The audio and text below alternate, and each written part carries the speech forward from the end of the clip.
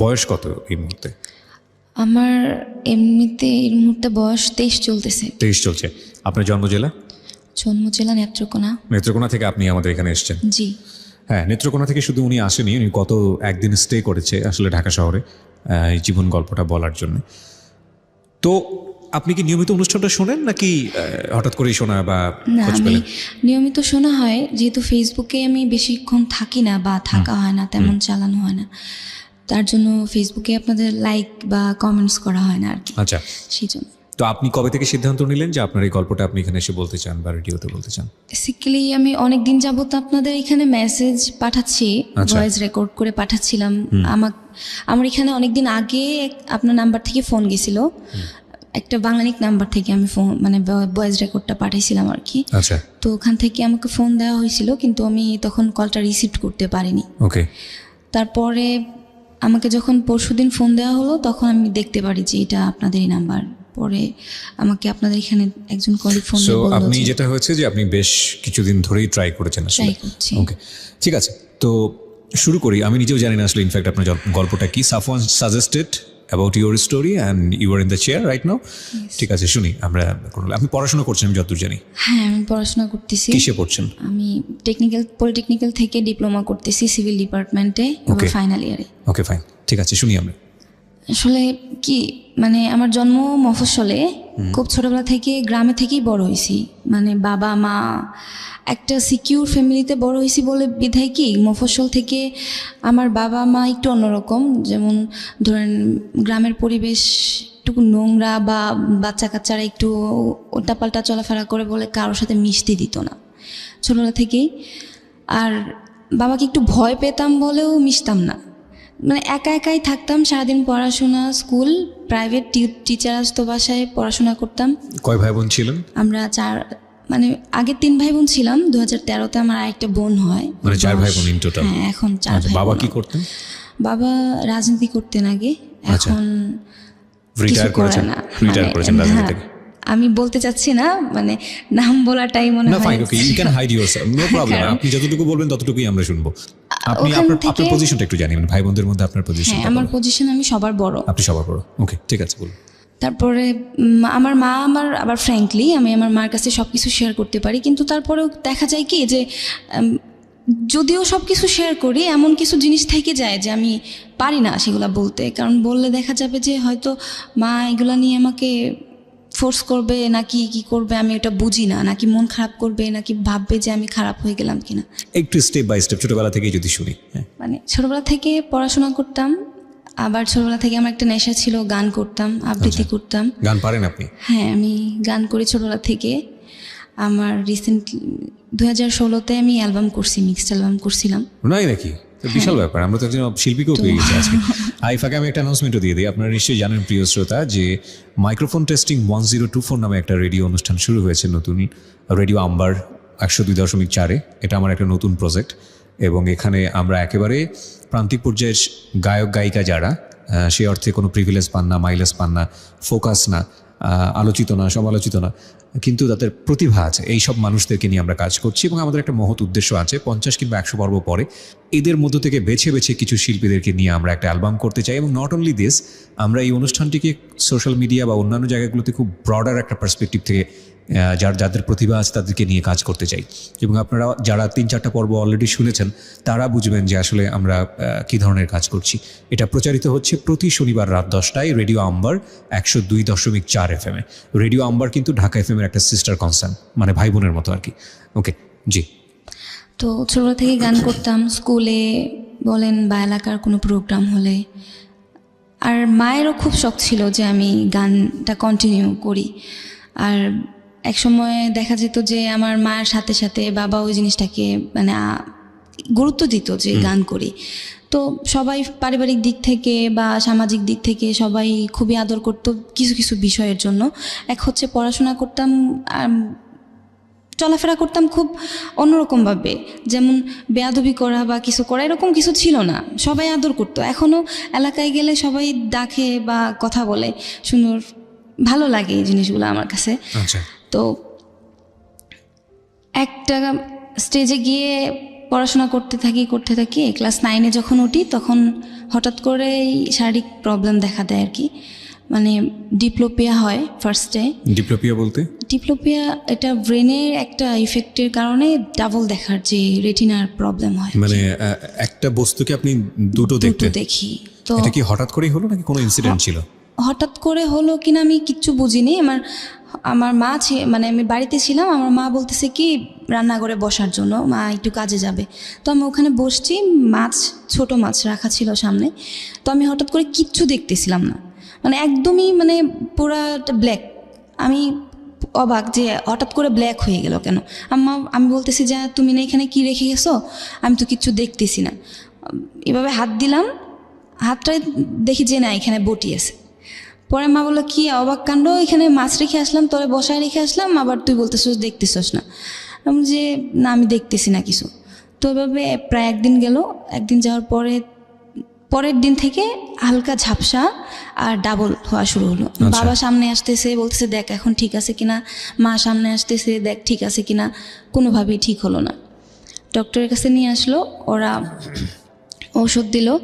দেওয়ার পরে প্রতি 3 মাস পরে প্রায় 3 মাসের জন্য আমার একটা ড্রপ নাকি মলম দিত, কখনো মলম কখনো ড্রপ। দেখা যেত যে কি কর্নিয়াগুলো বড় হয়ে যেত আর কিছু দেখতাম না। ওই সময়টাতে কি ডায়াগনোজ করা মানে ধরা পড়েছে যে অসুখটা কি, নাকি এমনিতেই শুধু ট্রিটমেন্ট চলতেছে, মানে ডায়াগনোসড হচ্ছে যে ডিপ্লোপিয়ার জন্য এটা হয়েছে। আচ্ছা। তো তারপরেও ওরা ট্রিটমেন্টটা ঠিক মতো করে নাই। যদি করতো ভালো হইতো কিনা আমি জানি না। তবে লাস্ট এখন যখন 2017-তে যখন ডাক্তার দেখাই তখন ওরা বললো যে অপারেশন করার জন্য। ঠিক আছে, তো আপনার এটা ধরা পড়লো, তারপরে ধরা পড়ার পরে চিকিৎসা কন্টিনিউ করতেছে, পড়াশোনা ওভাবেই চলছে। কতদিন পর বন্ধ থাকে পড়াশোনা, আবার চালায় যাচ্ছি। মানে পড়াও যেত না, কিছু দেখতাম না আর কি। লেখাও তো খুব ডিফিকাল্ট। আমাকে খাওয়া দিতে হতো অন্যজনের। ও মাই গড। মানে ওটা যখন বড় হয়ে যেত আমি সামনে কিচ্ছু দেখতাম না। আমার চাচাতো বোনরা যখন আমার সামনে আসতো বলতো যে নুসরাত এটা দেখ কেমন, আমি তখন শুধুমাত্র কান্না করতাম, মানে কিচ্ছু দেখতাম না। যখন আমি এটা দেখবো কিভাবে যে এটা কেমন দেখতে, কারণ ঝাপসা দেখতেছি, পুরা অন্ধকার, মানে খুব খারাপ লাগতো।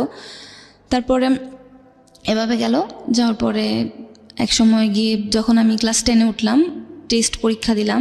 টেস্টের পরে আমি সিদ্ধান্ত নিলাম আর চিকিৎসা করব না, কারণ আমাকে তো পরীক্ষা দিতে হবে, কারণ আমি গ্রুপ সায়েন্স নিয়েছিলাম, পড়াশোনা করব, ভালো করে একটা কিছু করব, কারণ আমার বাবার ইচ্ছে ছিল যে মেডিকেলে পড়াবে। তারপরে পড়াশোনাটাও তেমন হয়নি, পরীক্ষাটা দিলাম কোনোভাবে। 3 মাস আর চিকিৎসা করি নাই, না করে 3 মাস পড়াশোনা করে পরীক্ষা দিলাম, রেজাল্ট হলো, ভালো কিছু হয় নাই। তারপরেও বাবা এটাকে মানতে রাজি না যে কিভাবে মানে এত খারাপ রেজাল্ট। একটা মেয়ে ক্লাস 5-এ বৃত্তি পাওয়া, একটা মেয়ে ক্লাস 8-এ ভালো রেজাল্ট করা, একটা মেয়ে কন্টিনিউয়াসলি ভালো স্টেপে ভালোভাবে আমি তাকে সার্বক্ষণিক টিচার দিয়ে সার্বক্ষণিক পড়াশোনার মধ্যে রাইখা সে যদি এইভাবে রেজাল্ট খারাপ করে তাহলে কিভাবে চলবে। কিন্তু আমি ওটা বুঝাইতে পারি না যে আমার শারীরিক প্রবলেমের জন্য এটা হচ্ছে।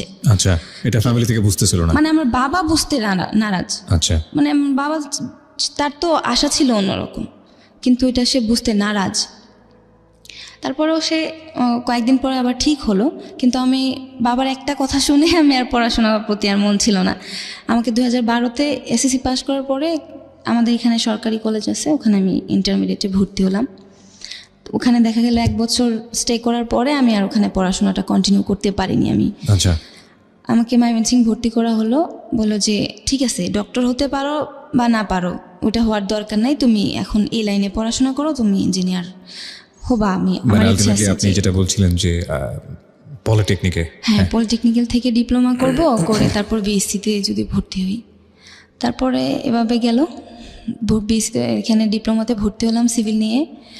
ভর্তি হওয়ার পরে ময়মনসিংহ থাকি, একা থাকি। আর ওই যে ক্লাস 9 থেকে আমাকে ডক্টর ঘুমের ওষুধ দেয়, তো ওখানে সবাই দেখতো, বাবার সামনে ওষুধগুলো খেতাম, 1-2টা করে 2-3টা করে নিয়ে এভাবে মাত্রাগুলো বাড়তে থাকে আমার, মানে 1টা 2টা 3টা 4টা 5টা করে মাত্রা বাড়তে থাকে।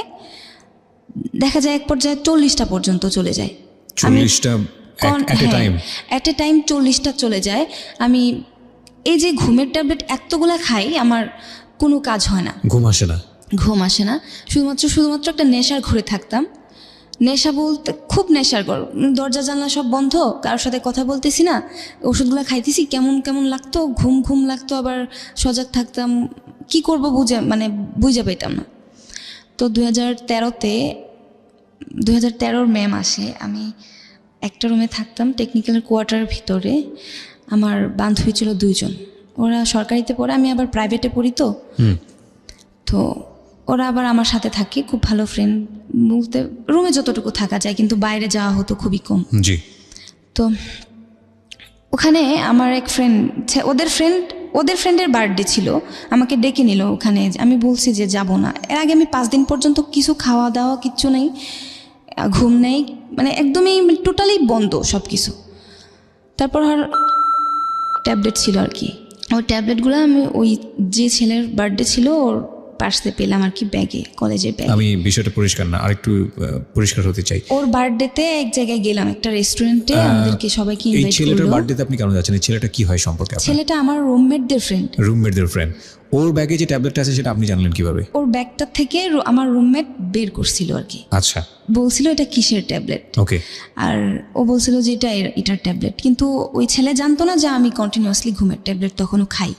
তারপর ওর কাছ থেকে ও নাবিয়া আমার ফ্রেন্ড ছিল যে, সে বলল যে সে যখন শুনলো যে এটা ঘুমের ওষুধ, তখন তাড়াতাড়ি করে ওটা ওই ছেলের কাছে দিয়ে দিল, দিয়ে বলল যে এটা সেভ কর, কারণ সাথে প্রবলেম আছে। তো আমি বললাম কিসের প্রবলেম নাবিয়া, তুই এরকম বললি কেন? তো বলতেছে না কোনো প্রবলেম নাই, এটা সেভ করতে বলছে ওকে।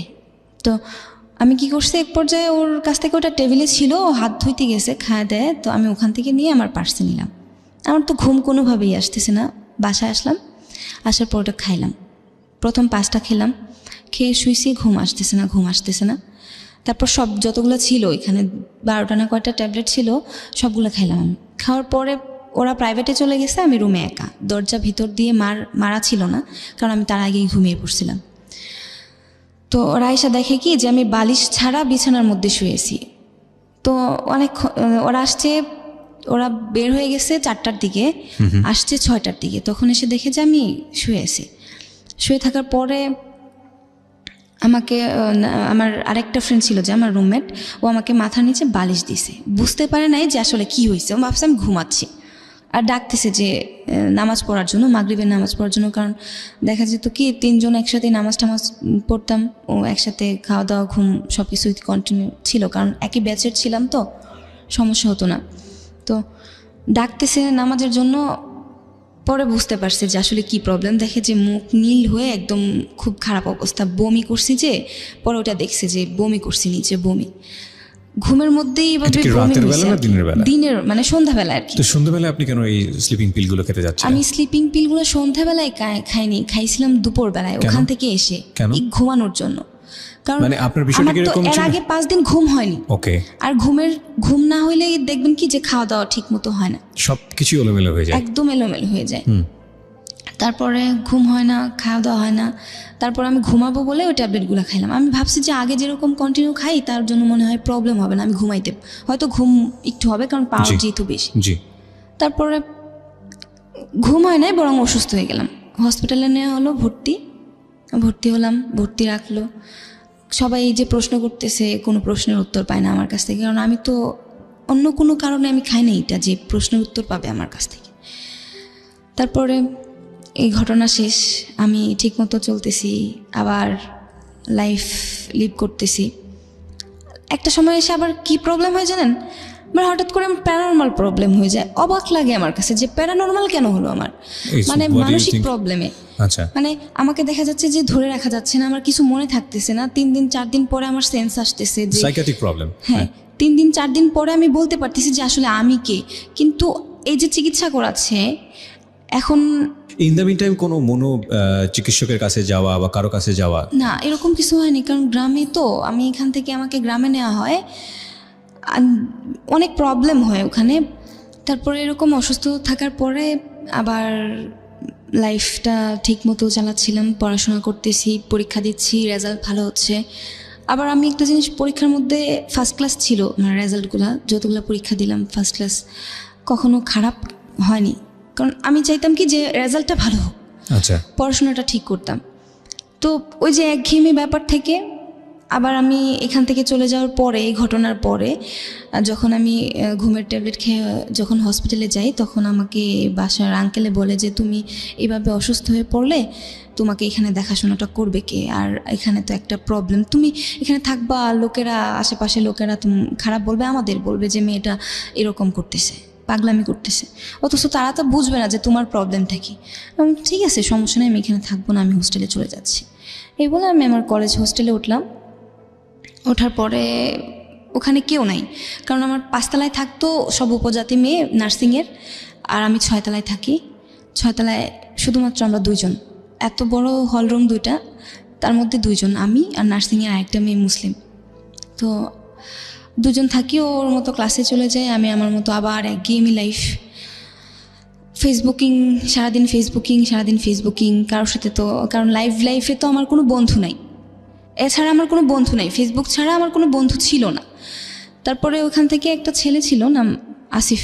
ওকে, আমরা এইখানে একটা ছোট্ট বিরতি নিতে চাই। ঠিক রাত 12টায় আমরা ফিরবো। আপনারা শুনছেন জীবন গল্প, আমার সঙ্গে আমি আরজি কিপ্রিয়া আপনার সঙ্গে রয়েছি। তারপরে ও আমার কাছে পরিচয় দিছিল যে সে সেনাবাহিনীর ক্যাপ্টেন। আচ্ছা।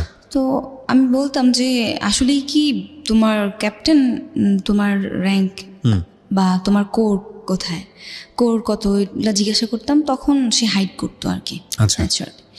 তো এমনিতে কি প্রোফাইল দেখে বোঝা যাচ্ছিল যে ও আর্মিতে কাজ করে বা এরকম? হ্যাঁ, আর্মিতে কাজ করে তা বোঝা যেত, কিন্তু আসলেই যে সে ক্যাপ্টেন সেটা আমি কনফিউশনে ছিলাম। তারপরে তো এভাবে তার সাথে আমার ফার্স্ট মিট হয়। আমি হোস্টেলে, তো সে আমাকে ফোন দিয়ে বলে যে সে আসবে। আমি যে না, তোমার আসার দরকার নেই। কতদিন কথা চলার পরে আপনার সাথে দেখা করতে চায়? 1 বছর কথা বলার পরে। 1 বছর, আচ্ছা। 1 বছর কথা বলার পরে সে আমার সাথে দেখা করতে চায়। তো সে আমার সাথে ফার্স্ট মিট করে, আমার শহরে আসে, আমি যেখানে পড়াশোনা করি। তো আসার পরে দেখা হওয়ার পরে তার সাথে আমার যেরকমভাবে, আমি যদি ভুল না করে থাকি, মানে ফার্স্ট মিটে আপনাদের মধ্যে এমন একটা সম্পর্ক যায়, সেটা আসলেই উচিত ছিল না, বিষয়টা এরকম। আচ্ছা, তো এই সম্পর্কে কি এটা কি হঠাৎ করে হয়ে গেল, না আপনাদের মধ্যে 1 বছর আসলে এই ধরনের কথাবার্তাই হতো? না, আমাদের মধ্যে এরকম কোনো কথাবার্তা হয়নি আগে। আপনি চাইলে সিচুয়েশনটা অ্যাভয়েড করতে পারতেন? অ্যাভয়েড করতে পারতাম, কারণ আমি অ্যাভয়েড করছি। আমি যথেষ্ট চেষ্টা করছি যে আমি ওর সাথে এরকম সম্পর্কে জড়াবো না, জড়াতে চাই না। কিন্তু অ্যাক্সিডেন্টালি এরকম একটা পর্যায়ে একটা আমার যখন যে বয়সটাতে তার সাথে রিলেশনটা হয়, তখন আমার এতটা বোঝার মতো ক্ষমতা ছিল না, বয়স ছিল না। তারপরে ওর সাথে এরকম অনৈতিকভাবে যেভাবেই হোক হয়ে গেল। তারপরে ও এখান থেকে চলে যাওয়ার পরে আমি চেষ্টা করি সম্পর্কটাকে টিকিয়ে রাখার জন্য, অনেক চেষ্টা করি। তাকে আমি ফোন দিই, সে ওখান থেকে যাওয়ার পরে সে আমার সাথে কথা বলা বন্ধ। ও চেঞ্জ হয়ে যায়, পুরো চেঞ্জ। তারপরে আমি বলি কি যে তোমার প্রবলেমটা কোথায়, আমাকে শেয়ার করো। না, সে বলে আমি আইসিইউতে ভর্তি, আমার ব্রেনে প্রবলেম, আমার ব্রেনে রক্তক্ষরণ হয়, আপনাকে অ্যাভয়েড করছে। হ্যাঁ, অ্যাভয়েড করতেছে। আমি বললাম যে ব্রেনে রক্তক্ষরণ হয়, অথচ তুমি ফেসবুকে কিভাবে সম্ভব? বলছে আমি তো আইসিইউতে ভর্তি। তারপরেও বুঝতে পারলাম যে সে আমার সাথে এরকম একটা চিটিং করলো। তারপরে গেল এরকম 1 বছর যাওয়ার পরে আমার সাথে, তারপরে আবার আমার পরিচয় হয় আরেক ছেলের সাথে, ওই ফেসবুকেই। সে কলকাতায় থেকে পড়াশোনা করে, নিফাতে ফিল্ম ডিরেকশন নিয়ে পড়াশোনা করতো। বাংলাদেশের ছেলে। আচ্ছা, আমি নাম না বলি, কারণ ওর বাবা একজন পরিচালক। ঠিক আছে, সমস্যা নেই। হ্যাঁ, দেখা গেছে কি যে ওর সাথে আমার খুবই ভালো বন্ধুত্ব, কিন্তু ছেলেটা ছিল নেশাখোর। আচ্ছা, আপনি বুঝলেন কিভাবে? নেশাখোর বলতে সে আমাকে বলতো। আচ্ছা। আর অলওয়েজ তার কর্মকাণ্ডই ছিল এরকম, বুঝতাম যে, কারণ সবসময় হোয়াটসঅ্যাপ, ভাইবার বা ইমো, এগুলাতে মেসেঞ্জারে ভিডিও কল, অডিও কল সবসময় কথা হতো। তো দেখতে পারতাম বা বুঝতেই পারতাম, মুভমেন্ট দেখে বুঝতে পারতাম যে রং। আর ও নিজেও বলতো যে আমি এরকম। আমি চেষ্টা করতাম যে ওকে মেন্টালি একটু ওই দিক থেকে আনার জন্য। ইন দ্য মিনটাইম আপনার সঙ্গে আসিফের সম্পর্ক শেষ। ওকে। তো ইন্টারেস্টিং বিষয় হচ্ছে যে ভার্চুয়াল বলয়ের যে রিলেশনশিপগুলো, এগুলো খুব দ্রুত গতিতে কাছাকাছি চলে যাওয়া যায়, এবং আবার খুব দ্রুত গতিতে অ্যাভয়েডও করা যায়। তো তুই করে সম্পর্ক ছিল? তো তুই করে সম্পর্ক ছিল। বলতাম যে এরকম করাটা ঠিক হচ্ছে না, তো আমাকে বলতো তুই ঘুমের ট্যাবলেট নিস কেন? আমি বলতাম যে এটা তো আমার একটা মানে আমার ঘুম হয় না বা আমার এটা অভ্যাস হয়ে গেছে, আর আমি তো তাছাড়া অন্য কিছু নিচ্ছি না, আমার কোনো প্রবলেম নেই। তখন ও আমাকে সাজেস্ট করতো যে দেখ এটা খাস না, খেলে এরকম প্রবলেম হবে, তোর শারীরিক প্রবলেম হবে বা তোর মানসিক সমস্যা হয়ে যেতে পারে। রাইট। তো ওর কথা শুনে আমি আমার ঘুমের ট্যাবলেট খাওয়া ছেড়ে দিতে পারছি। তারপর ও বাংলাদেশে আসে, ফার্স্ট মিট হয় আমাদের ঢাকায়। তো ওর সাথে ফার্স্ট মিট হওয়ার পরে আমার সম্পর্কটা কি ফ্রেন্ডশিপের জায়গাতে ছিল নাকি এক্সট্রা? প্রথমে ফ্রেন্ডশিপের জায়গাতে ছিল। আমি আমার জায়গা থেকে ওকে খুবই পছন্দ করতাম, কারণ ও লেখালেখিটা খুব ভালো করতো। আচ্ছা।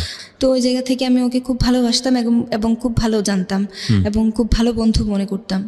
তো বাংলাদেশে আসে, আসার পরে যা শুরু হয়, প্রথম দেখা হওয়ার আগে ও আমার কাছ থেকে বিভিন্নভাবে টাকা নেওয়া শুরু করে। জাস্ট টাকাগুলো যে নিত আমি বুঝতে পারতাম যে আসলে নেশা করার জন্য নিচ্ছে।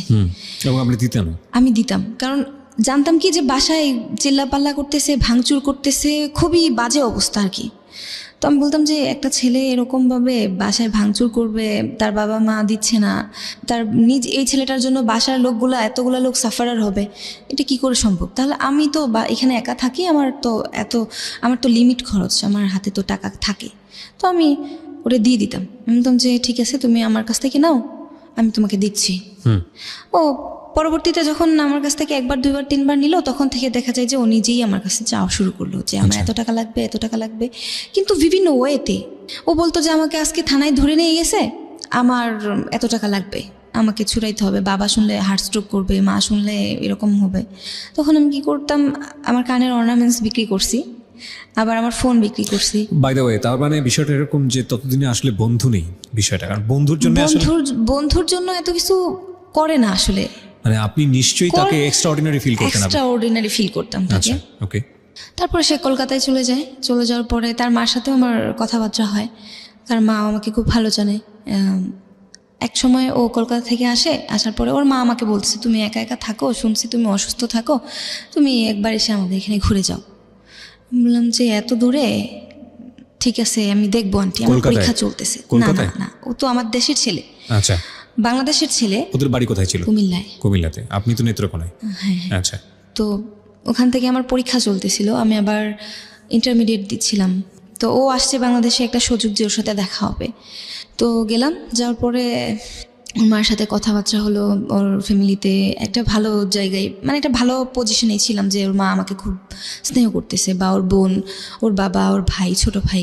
হঠাৎ করে আমার আর ওর মধ্যে ক্লোজলি একটা রিলেশন চলে যায়। তো ওর মা ফার্স্ট রিলেশনশিপে যে ভুলটা ছিল, সেকেন্ড রিলেশনশিপে ওর সাথে সেকেন্ড দেখা হওয়ার পরে ওর সাথে ক্লোজলি আবার আমরা ক্লোজ রিলেশনে চলে যাই।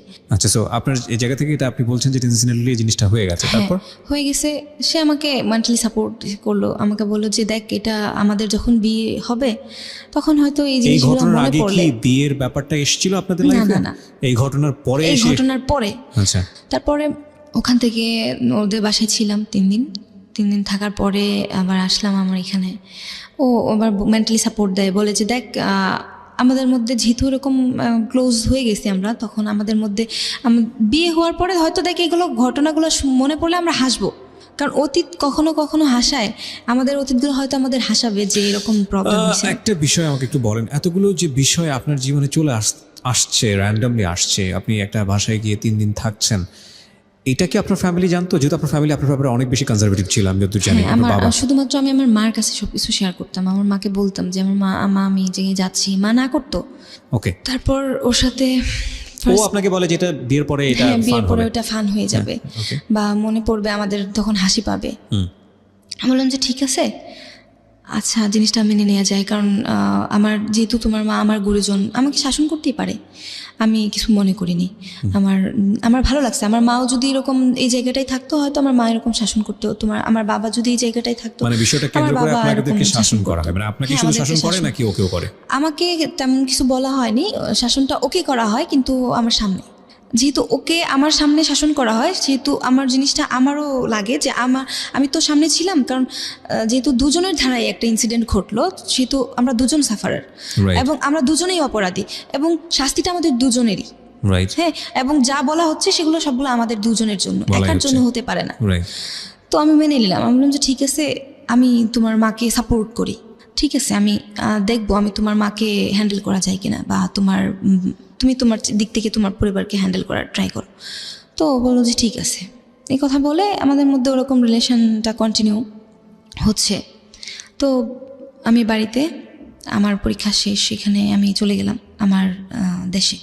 যাওয়ার পরে আমার ফ্যামিলি থেকে আমাকে মানে একটু, আমার বাবা একটু আবার অন্যরকম হয়ে গেল হঠাৎ করে, কি জন্য জানি না। মানে আমি আমার বাবার সাথে কি ঘটনার জন্য আমি জানি না কেন হঠাৎ করে আমি আমার দেশ ছেড়ে, আমি আমার পড়াশোনার জায়গা ছেড়ে, সব কিছু ছেড়ে আমি ঢাকাতে চলে আসলাম। ইভেন আমার এইটুকু মনে আছে যে আমি বাড়ি থেকে যখন চলে আসতেছি, আমার মা পিছনের দিকে তাকাইছে, আমি কথা বলি নাই আমার মার সাথে। মানে হঠাৎ করে আমি কি মেন্টালিটি নিয়ে আমি হঠাৎ করে আমার মার সাথে এরকম রাগ করলাম, বাবার সাথে এরকম রাগ করলাম। একটা বছর আমি বাড়ি থেকে বাইরে, আমি কারোর সাথে কথা বলিনি। আমার মার সাথে কথা হতো মাঝে মধ্যে, কিন্তু আমি দুইটা ঈদ আমি বাইরে করছি আমার ফ্যামিলি ছাড়া, একা একা। আমি এটা মনে পড়বে আমার সারা জীবন যে আমি আমার বাবার সাথে কথা বলিনি, আমার বাবারে বাবা বলে ডাকিনি।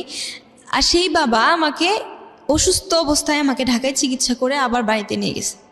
আর সেই বাবা আমি একটু অসুস্থ থাকলে, মানে আমি একটু অসুস্থ থাকলে প্রচুর কান্নাকাটি করবে, দেখবেন যে সে তার মধ্যে নাই, আমি মনে হয় যে তার লাইফের একটা অংশ। বাহ। হ্যাঁ, তারপরেও ফ্যামিলিতে একা একা আমার বোরিং লাগতেছে, আমি ভালো লাগতেছে না, আমি থাকবো না। আমার পরিচিত একজন ছিল, তার সাথে যোগাযোগ করলাম, যোগাযোগ করে আমি চলে আসলাম ঢাকায়। ঢাকায় এসে একটা জব নিলাম প্রাইভেট একটা আইটি ফার্মে মার্কেটিং এক্সিকিউটিভ হিসেবে কাজ করলাম অনেকদিন। পড়াশোনা কি তখন কমপ্লিট নাকি? না, আমার পড়াশোনা তখন কন্টিনিউ চলতেছে। ওকে। আমি এখানে চলে আসার পরে এখানে জব নিলাম, জব নেওয়ার পরে কাজ করতেছি কন্টিনিউ। আবার আরেকটা ঘটনা ঘটে যায় এর মধ্যে। আমি তখন বাড়ি থেকে যখন বেরিয়ে আসি, তখন আবার আমি যে অ্যালবামে গান করি, মিক্সড অ্যালবামে। তো আমার মিক্সড অ্যালবামে আমি আবার জব নেওয়ার সময় আমার অফিসে বলেনি যে স্যার আমি গান টান করি, আমাকে মাঝে মাঝে ছুটি দিতে হবে, বা আমার যখন স্টুডিওতে যেতে হয় আমাকে যখন আমার শিডিউল থাকে আমাকে ছুটি দেবেন। তো ওরা বলে যে ঠিক আছে যাও, তুমি যেহেতু গান করো, আমাদের অফিস থেকে তোমাকে যতটুকু ফেসিলিটি দেওয়া প্রয়োজন আমি তোমাকে ততটুকু ফেসিলিটি দেব। তো ওরা আমাকে যথেষ্ট হেল্প করে। আমার যখন ফার্স্ট রেকর্ডিংয়ের ডেট ছিল, আমি অফিস থেকে ছুটি নিয়ে যাই।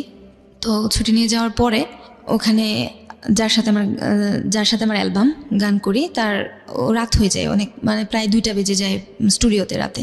তো আমি বলছি এখন তো আমি যে বাসায় থাকি গেট লাগাই দিছে, এখন আমি বাসায় যাব কি করে, কারণ বাসায় যাওয়া সম্ভব না। তো বলতেছে আমার মা বাসায় নেই, তুমি যদি চাও তাহলে আমার বাসায় যেতে পারো, আমার বাসায় একটা বোন আছে থাকে আর কি। আপনি কার কথা বলছেন? মানে ওই যে ইন্ডিয়াতে পড়াশোনা করেন? না, তাহলে তখন তো ওর সাথে আমার রিলেশনশিপটা ক্লোজ কেন হলো? ক্লোজ হঠাৎ করে ওই ছেলে আমার সাথে হঠাৎ করে কথাবার্তা বন্ধ। Second time same incident? না, বন্ধ বলতে আমি যখন ওই অফিসেও জব করি তখনও আমি ওকে টাকা পাঠাইছি। আচ্ছা। মানে আসলে ওর সাথে আমার সম্পর্কটা ক্লোজ হয় কেন আমি নিজেও জানি না, কারণ ওকে যখন আমি বলতাম যে আমি তোমাকে একটু দেখবো, তুমি একটু আসো, বা আমার তোমাকে দেখতে খুব ইচ্ছে করতেছে, তুমি একটু আসো, তখন ও আমার কাছ থেকে টাকা নিত বারবার যে আমি আসতেছি, কিন্তু আসতো না, অকারণে গ্যাঞ্জাম করতো। তখন এইগুলা থেকে এগুলো আমি। ইন দ্য মিনটাইম আপনি কার বাসায় যাওয়ার কথা বলছেন? এই ছেলেটাকে আমি যার সাথে গান করছি আর কি। ও গান করেছেন যার সঙ্গে, তার সঙ্গে কোথাও একটা ফাংশন শেষ করে তার বাসায় থাকার কথা। কারণ আমরা এখান থেকে একটা বিরতি নিব প্রিয় শ্রোতা, ছোট্ট একটা বিরতি, মাত্র কয়েক মিনিটের। এরপর আমরা আবারও ফিরে আসছি জীবন গল্পে। আশা করছি আমাদের সাথেই থাকবেন। নুসরাত রয়েছে আজকে আমাদের সঙ্গে, এবং ফার্স্ট আওয়ারের প্রথম আধা ঘন্টার মতন আমাদের সঙ্গে ছিলেন জামান। আজকে দুজনের আসলে জীবনের গল্প, আর কোনটা আসলে আপনার কাছে আপনার মেসেজের জায়গা থেকে উপকারী হবে সেটা আপনি নির্ধারণ করবেন। ওখানে স্টে করলাম, স্টে করার পরে জানি না আসলে ওটাকে আমি ভালোবাসা বলবো না কি বলবো। ও আপনাকে কি বলে ইনভাইট করেছিল যে বাসায় কেউ নেই, so you can stay with me? কারণ যেহেতু তোমার বাসায় তুমি যেতে পারবে না, সো আমার বাসায় থাকতে পারো। বাট উনি বলেছিল যে আমার বাসায় কেউ নেই বা? না, এরকম কিছু বলেনি। ও বলছে যে ওর বাসায় বোন আছে, ওর বাসায় বোন আছে, ওকে ভাই রাখে, ওর বাসায় থাকে, সাবলেট ভাড়া, ওর বাসায় বোন আছে, ও তাই বাসায় যাইতে বলছে। কিন্তু আমি যাওয়ার পরে দেখি যে কেউ নেই বাসায়। অ্যাটলিস্ট আমরা দুজন ছিলাম রেকর্ডিংয়ে, আরেকটা ছেলে ছিল গান করলো, ও ছিল আর আমি ছিলাম। তো আমাদেরকে নিয়ে গেল বাসায়, কিন্তু গিয়ে দেখি যে ওই মেয়ে নেই। আমাদেরকে বলতে আপনার সঙ্গে আরো একজন ছিল? আরো একজন ছিল। ওকে। পরে আমি বললাম যে তাহলে তোমার বোন কোথায়? যেহেতু তুমি বলছিলা যে বোন আছে বাসায়, তো আমি থাকবো কিভাবে? বলছে সমস্যা নেই, তুমি এখানেই থাকতে পারো। তো থাকার পরে ওর সাথে ফার্স্ট যখন থাকি কোনো প্রবলেম হয় না, না থাকার পরে ও আবারও যখন, তো সেকেন্ড টাইম যখন বয়স দিতে যাই তখন সেই রাতের বেলায় শিডিউল রাখে। আমি বারবার বলছি যে দেখো রাতের বেলায় শিডিউল রাখো না, কারণ আমার বাসার আমার বাসার গেট লাগায় দেয়, আমি রাতে 11টার পরে আমার বাসায় ঢুকতে পারবো না। ও বলে যে সমস্যা নেই, তুমি যদি সমস্যা হয় আমার বাসায় তো থাকতেই পারবা, তোমার কি কোনো প্রবলেম হয়েছে তুমি যে সেদিন থাকলা? আমি বললাম যে না, কোনো প্রবলেম হয়নি, তবে থাকাটা ঠিক হচ্ছে না। Basically he was A music producer or something like this? না না না, তাহলে উনি কে ছিল? ও আমার সাথে গান করছে। আচ্ছা, তো যেহেতু কো আর্টিস্ট ছিল, তো সেহেতু ও আমার সাথে স্টুডিওতে যায়। তো ওর বাসায় আবারও গেলাম। তো যাওয়ার পরে আবার সেই, আমি যেটা বুঝতে পারছি যে আপনার লাইফে এই বিষয়গুলো খুব র্যান্ডমলি আসছে, জাস্ট Randomly বিকজ অফ আসছে এবং- ইয়োর, আপনি অনেক বেশি কনসিয়াস ছিলেন না, অথবা আপনি যেটা বুঝবো যে আমি যেটা বুঝতে পারছি গল্প শুনে, যে আসলে আপনি চাইলে বিষয়গুলোকে হয়তো অ্যাভয়েড করতে পারতেন, হয়তো এফোর্ড করতে, কিন্তু আপনি সতর্ক ছিলেন না। না আসলে এই যে সতর্ক না থাকাটা, এটা এক ধরনের বিপদগামী সম্পর্কের দিকে নিয়ে যায়। ইনফ্যাক্ট আমরা হয়তো সেদিকেই সামনের দিকে আগাচ্ছি। হ্যাঁ বলুন। তারপর এভাবে রিলেশনটা ছিল কতদিন থাকার পরে ওখান থেকে আমি বেরোয় যাই। ওই ওর সঙ্গে এক ধরনের রিলেশনশিপে ছিলেন? রিলেশনশিপে ছিলাম কিছুদিন, জাস্ট কিছুদিন থাকার পরে কিছুদিন আমি বলতে আসলে এটা কি ধরনের রিলেশনশিপ ছিল? লাইক লাইক জাস্ট ফ্রেন্ড, এবং তার সাথে কাজ ফ্রেন্ডস করি। উইথ বেনিফিট, হ্যাঁ, যেটাকে আমরা বলি আজকালকার শব্দে। হ্যাঁ। ইন দ্য মিন টাইম আপনার লাইফে 2 থেকে 3 জন মানুষের সঙ্গে আপনার যে ওঠা বসা, সেটার যে অভিজ্ঞতা, সেখান থেকে আপনি কি নিজেকে আইডেন্টিফাই করতে পারছিলেন যে হ্যাঁ, আপনি আসলে কি সম্পর্ক চাচ্ছেন আর সম্পর্কটা কোন দিকে চলে সম্পর্কটা যাচ্ছে? কোন দিকে যাচ্ছে আমি বারবার ওটাই বুঝতে চাইতেছিলাম, যে আসলে আমি তো এরকম চাচ্ছি না, আমি চাচ্ছি দুর্ভাগ্যক্রমে আপনি ওই জায়গাটায় চলে যাচ্ছেন। ওই জায়গাটাতে আমি বারবার ধাক্কা খেয়ে কেন ওই জায়গাটাতেই গেছি আমি জানি না। তো এটা কেন হচ্ছিল? আপনি খুব রক্ষণশীল পরিবারে বড় হয়েছেন সে কারণে কি, নাকি অন্য কোনো ডিফল্ট ছিল আপনি বুঝতে পারছিলেন আমি না? কোনো কিছুই বুঝতে পারতেছিলাম না, কারণ ওই যে বললাম যে আমার বোঝার যে ক্ষমতাটা, ওটা হওয়ার আগে আমি ওই সম্পর্কগুলো নষ্ট হয়ে যায়। মানে আপনি আসলে সম্পর্কের একটা কনক্লুশনে আসার আগেই, অভিজ্ঞতা পাওয়ার আগেই সম্পর্কটা হাত করে নষ্ট হয়ে যাচ্ছে। So in the meantime দুটো জিনিস হতে পারতো, আমি জানি না হয়েছে কিনা। একটা হচ্ছে যে এই ঘটনা যদি আপনার অনাগ্রহী হয়ে থাকে, যে ইনসিডেন্টলি আপনি খুব প্যাচে পড়ে এরকম একটা জায়গায় চলে যাচ্ছেন, তাহলে যেটা হবে যে ছেলেদের সম্পর্কে আপনার খুব বীতশ্রদ্ধা একটা আইডিয়া জন্মগ্রহণ করবে যে সব ছেলেই বোধহয় এরকম। হ্যাঁ, সব ছেলে এরকম। তারপরে শুনুন, আমি এই সম্পর্ক থাকাকালীন আমি যখন আবার অসুস্থ হয়ে যাই, আমার ডান পাশের কিডনিতে ইফেক্ট হয়। তো অফিসে আমি তখন আইসিটি মন্ত্রণালয়ে আমাদের ছিল, ওদিন আমাদের সেমিনার ছিল। আমার মনে আছে আমি এখন পুরো ঢাকা শহর আমি জুতা ছাড়া হাঁটছি, পা থেকে মাথা পর্যন্ত জ্বালাপোড়া করছে আমার। ওহো, জুতা ছাড়া আমি পুরো ঢাকা শহর ওদিন আমি হাঁটতেছিলাম এই কিডনির প্রবলেমের জন্য? হ্যাঁ, আমার পা থেকে মাথা পর্যন্ত জ্বলতেছে। আর তার আগে 1 মাস আগে থেকেই কোমরে ব্যথা হয়। আমি বাড়িতে তো কথা বলি না কারোর সাথে। আমার একটা ভাতিজি ছিল সম্পর্কে, আমাদের দুঃসম্পর্কের এক ভাতিজি, তার সাথে আমি কথাবার্তা বলতাম, ফ্যামিলির খবর নিতাম আর কি। তো ওই যে বাবার সাথে রাগ করে চলে আসছি, কথা বলিনি। তারপরে আমার এক কাজিন, তার বাসায় আমি থাকি। তো সে আমাকে সে আবার প্রেগনেন্ট ছিল। আমি যখন অসুস্থ হয়ে যাই, অফিস থেকে আমাকে বাসায় দিয়ে যায়। বাসায় দিয়ে যাওয়ার পরে প্রায় 17 দিন আমি টানা 17 দিন শরীরে জ্বর ছিল, ব্যথায় উঠতে পারি নাই বিছানা থেকে। আমার যখন জ্বর কমছে, আমি বাইরে গিয়ে ফার্মেসি থেকে ওষুধ নিয়ে এসে ব্যথাটা কমায় রাখছি। তো বাসার যে কাজের বুয়া ছিল, সে একদিন রাত্রে বলতেছে যে আপনার বোন সারা রাত তো এরকম ব্যথায় কুকায়, আবার করে জ্বর থাকে প্রচণ্ড শরীরে, কারণ আমি একা থাকতে রুমে ভয় পাই, সে নিচে ফ্লোরিং করে শোয়। তো আমার বাবা আসছে, আয়সা পিজিতে নিয়ে গেল। নিয়ে যাওয়ার পরে তো প্রবলেম ধরা পড়ে। ওরা প্রায় 3 মাস বেড রেস্ট, 3 মাস আবার বাড়িতে নিয়ে যায় আমার বাবা। নিয়ে গিয়ে যাওয়ার পরে আমি ওখান থেকে আসি। 3 মাস ছিলাম, 3 মাস থাকার পরে আসার পরে আমার ওখানে অফিসে জয়েন করার জন্য চেষ্টা করি আবার, কিন্তু 3 মাস থাকার পরে তো আর ওই জবটা থাকবে না। আমার জবটা নেই, আমি অফিসে আর জয়েন করতে পারিনি। না জয়েন করতে পারলেও আমি পার্ট টাইম কিছু কাজ করতাম খুচরো, কারণ ওই যে বাবার সাথে যে রাগটা, ওটা অসুস্থতা কাটার পরেও আমার থেকে যায়। আচ্ছা, কারণ আমার বাবা যে এসে যে চিকিৎসা করায় নিয়ে গেল, আমার বাবার সাথে আমার তারপরেও কোনো কথা হয়নি। আমার রাগটাই কমে নাই বাবার প্রতি। কি জন্য যে রাগলাম আমি সেটাও জানি না, আবার বাবাও আমার সাথে কেন কথা বলে না সেটাও জানি না, আবার আমিও কেন কথা বলি কথা যে বলি না সেটা জানি হতে পারে মেডিসিনের সাইড এফেক্ট বা যে কোনো কিছু হতে তো পারে। এভাবে গেল। যাওয়ার পরে আমি ঢাকাতে আমার এক বড় ভাই, মানে পরিচিত বড় ভাই, 6-7 বছর যাবৎ চিনি আর কি। তো তার ওয়াইফ নাই, 2টা বাচ্চা, ছোট 2টা মেয়ে। রেখে মারা গেছিলো। যখন সেকেন্ড মেয়েটা হয় তখন মারা যায় আর কি তার ওয়াইফ। তো ওনার এখানে বলছি যে ভাই আমি গ্রাফিক্সের কাজ শিখবো, আপনি কি আমার এখানে আপনার এখানে শিখাইতে পারেন আমাকে, তাহলে আমার একটু উপকার হতো। বলতেছে যে ঠিক আছে তুমি আসো, সমস্যা নেই, তুমি শিখতে পারো, কাজ করো আয়শা। তো আমি ওনার এখানে যাই, যাওয়ার পরে ওনার যে দুটা মেয়ে আমাকে খুবই পছন্দ করে। দুটো মেয়ে খুবই পছন্দ করে বলতে গেলে খুবই পছন্দ করে, আমাকে ছাড়া কিছু বোঝে না। তো ওই দুটো মেয়ে আমাকে এক পর্যায়ে বলতেছে কি আন্টি আমরা কি তোমাকে আম্মু বলে ডাকতে পারি? তখন আমি তো ইতস্ত হয়ে গেছি যে এই দুটা বাচ্চা মেয়ে কি বলতেছে, পাগল নাকি, আমি কি বলবো, মানে এখন না পারতেছি ওই বাচ্চা দুটার মনে আঘাত দিতে, না পারতেছি নিজেকে কিছু বলতে। আবার আমি ওই ভাইয়াটাকে বললাম যে ভাইয়া আসলে দেখেন কি বলতেছে, কি করব? বলছে তোমার যা ইচ্ছা। বলছি বাচ্চা দুটা মেয়ে মানে একদমই পিচ্ছি, একটার বয়স মনে হয় 5। ওনার মা কি হয়েছিল? বাচ্চা দুটা যখন সেকেন্ড বাচ্চাটা হয় তখন মারা যায়। হ্যাঁ, ওকে। তো বাচ্চা দুটা একা, পুরো বাসা একা থাকে, উনি মানে টেক কেয়ার করার মতো সময় নেই, বাচ্চা দুটা খুব এলোমেলো। তো দেখে আমার খুব খারাপ লাগে। আমি বলি যে ঠিক আছে, আমি যতদিন এখানে কাজ শিখতে আসবো মেয়ে দুটাকে আমার সাথে ততক্ষণ রাখবো। তো না, দেখি যে মেয়ে দুটা আমার প্রতি আস্তে আস্তে খুবই ইমোশনালি ইনভলভ হয়ে যাচ্ছে, আমিও বাচ্চা দুটার প্রতি ইনভলভ হয়ে যাচ্ছি। আচ্ছা।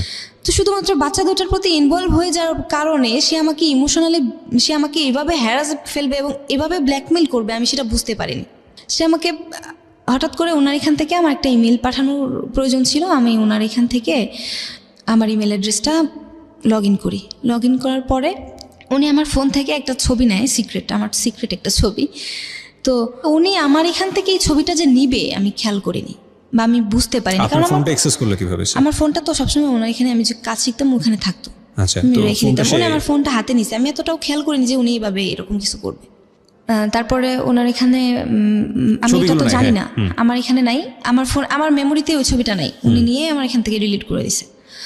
ডিলিট করে দেওয়ার পরে আবার এই রিলেশনটার পরে আবার আমার কুমিল্লায় যে তার সাথে রিলেশন ছিল ও আমার সাথে আবার যোগাযোগ করে। কুমিল্লার রিলেশন বলতে কি ফার্স্ট রিলেশনশিপ? আমার সেকেন্ড টাইম যে রিলেশনটা ছিল কলকাতায় যে পড়াশোনা করতে, ওই ছেলেটা যোগাযোগ করছিল আমার সাথে যোগাযোগ করছিল আর কি। আচ্ছা। তো আমি ভাবছিলাম যে হয়তো আমাকে রিল্যাপ করে কিনা, আমি ওটা বুঝতে পারিনি, যোগাযোগ করে দ্যাটস ইট, আমি ওরকমই যোগাযোগ রাখছিলাম। ওকে। তো কথাবার্তা হচ্ছিল ওর মধ্যে, সে আমাকে বলতো যে সে আমাকে ভালোবাসে বা কিছু একটা। আমি বলতাম ঠিক আছে, ভালো যেহেতু বাসো আমিও বাসি, তুমি যেহেতু আমাকে ভালোবাসছিলে আমি যেহেতু ভালোবাসছি, ঠিক আছে বাসি। তো ও আমার কাছে জানতে চাইতো বারবার যে দেখ আমি তোর লাইফে যতদিন ছিলাম না ততদিন কি তোর লাইফে কোনো ইনসিডেন্ট হয়েছে, সে জানতে চাইতো। আমি বলতাম যে না, কোনো ইনসিডেন্ট হয়নি, আমি অস্বীকার করতাম, কারণ আমি ভাবতাম কি যে ওগুলা জানায় লাভ কি। ওনার এখান থেকে যখন আমি ইমেলটা সেন্ড করি ওখানে, হঠাৎ করে সার্ভার চলে যায় ওনার এখানে। তো আমি আর লগ আউট দিতে পারিনি, আমি বাসায় চলে আসি, ওনাকে ফোন দিয়ে বলি যে ভাইয়া আপনার এখান থেকে আমার ইমেলটা একটু লগ আউট দিয়ে দেবেন। আচ্ছা। আমার যে ইমেলটা ওনার এখানে লগ ইন করছিলাম ওই ইমেলটা থেকে আমার ফেসবুক অ্যাকাউন্ট খোলা ছিল আর কি। ওহো। উনি কি করছে, আমার ইমেল নাম্বার যা কিছু আছে, আমার আইডির পাসওয়ার্ড থেকে শুরু করে ইমেল থেকে শুরু করে সব কিছু চেঞ্জ করে উনি নিয়ে নিছে। আপনার ফেসবুকটা সে নিজে নিয়ে নিছে। নিয়ে গিয়ে সে আমার ওই যে আমার যে সিক্রেট যে ছবিটা ছিল, তারপর আমার ফ্রেন্ড সার্কেলদের সাথে সে নিজে থেকে কথা বলতো, সে যে কথা বলতো আর কি, কথা বলে সে বোঝাচ্ছিল যে আমি এইগুলা করতেছি। সে এইগুলা স্ক্রিনশট দিত, দিয়ে পাঠাতো ওই যে কুমিল্লার ছেলের কাছে, কারণ উনি জানতো যে আমার ওই ছেলের সাথে রিলেশন। কারণ উনি আমার সাথে পরিচয় যেহেতু আমার 6 বছর আগে, আফটার 6 বছর, সেহেতু সে জানে যে আমার কার সাথে রিলেশন, আমাকে জিজ্ঞাসা করতো। এবং সে আমাকে জেনারেলি খুব বলতো এরকম যে তুমি খুব ভালো একটা মেয়ে, তোমাকে কেন মানুষ এভাবে কষ্ট দেয়, সেই অনেক কিছু। আমি বলতাম যে লোকটা এরকমই মনে হয় ভালোই, কারণ 2টা মেয়ে আছে, আসলে 2টা বাচ্চাকে আমি এরকমভাবে দেখতেছিলাম আর কি। তখন সে আমাকে জেনারেলি খুব বেশি হ্যারাস শুরু করলো এবং আমাকে ব্ল্যাকমেল করা শুরু করলো। ব্ল্যাকমেল কিভাবে করলো? আমাকে বিয়ে করবে, হ্যাঁ, নয়তো আমাকে আমার ক্ষতি করবে। ততদিনে কি আপনি বুঝতে পারছিলেন যে আপনার ফেসবুক আইডিটা উনি হ্যাক করেছে? হ্যাঁ, উনি হ্যাক করছে, কারণ আমি তো তখনই বুঝতে পারছি, কারণ উনি তো আমাকে বলছে, বলে দিয়েছে। হ্যাঁ, বলে দিছে। এবং এটা আমাকে নিজে বলে নাই সে, কারণ সে নিজে বলছে তখন, কারণ ওনার এখানে একজন আমি নাম বলি না, সিনিয়র রিপোর্টার, তার ফ্রেন্ড ছিল। তো উনি আমাকে দেখছে, ওনার এখানে যে কাজ শিখতে যাই, তো উনি এই কাজগুলা দেখতেছিল যে এই লোকটা বসে বসে আমার আইডি থেকে এই কাজগুলা করতেছে। তো উনি যখন আমাকে ফোন দিয়ে বললো যে আপনি নুসরাত? আমি বললাম যে জি, আমি আপনাকে কিছু কথা বলতে চাচ্ছি। আমি বলছি, জি বলেন। বলছে আপনি কি জানেন যে আপনাকে নিয়ে কোনো একটা পার্ট হচ্ছে? আমি বললাম যে না, আমি কি করে জানবো? যে তোমার আইডিটা তুমি তোমার আইডিটা কি তুমি লগ আউট দিয়ে দিছো তোমার ফোন থেকে? আমি বললাম যে হ্যাঁ, অনেকক্ষণ আগে। বলছি তাড়াতাড়ি লগ ইন করে দেখো তো। লগ ইন করলাম, দেখেছি আর লগ ইন হচ্ছে না।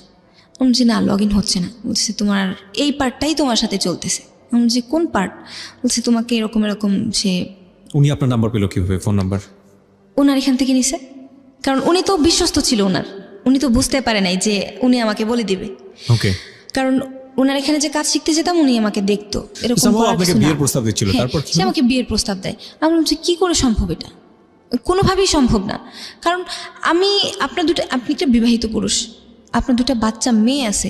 আমি এরকম রিলেশনে আর জড়াইতেও চাচ্ছি না। আপনি এরকম কেন করতেছেন আমার সাথে? আপনি কি চান? মানে বিভিন্নভাবে এসে আমার এই করতেছে আর কি, ব্লেম দেওয়া শুরু করছে।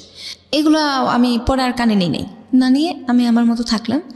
ঢাকা থেকে চলে গেলাম।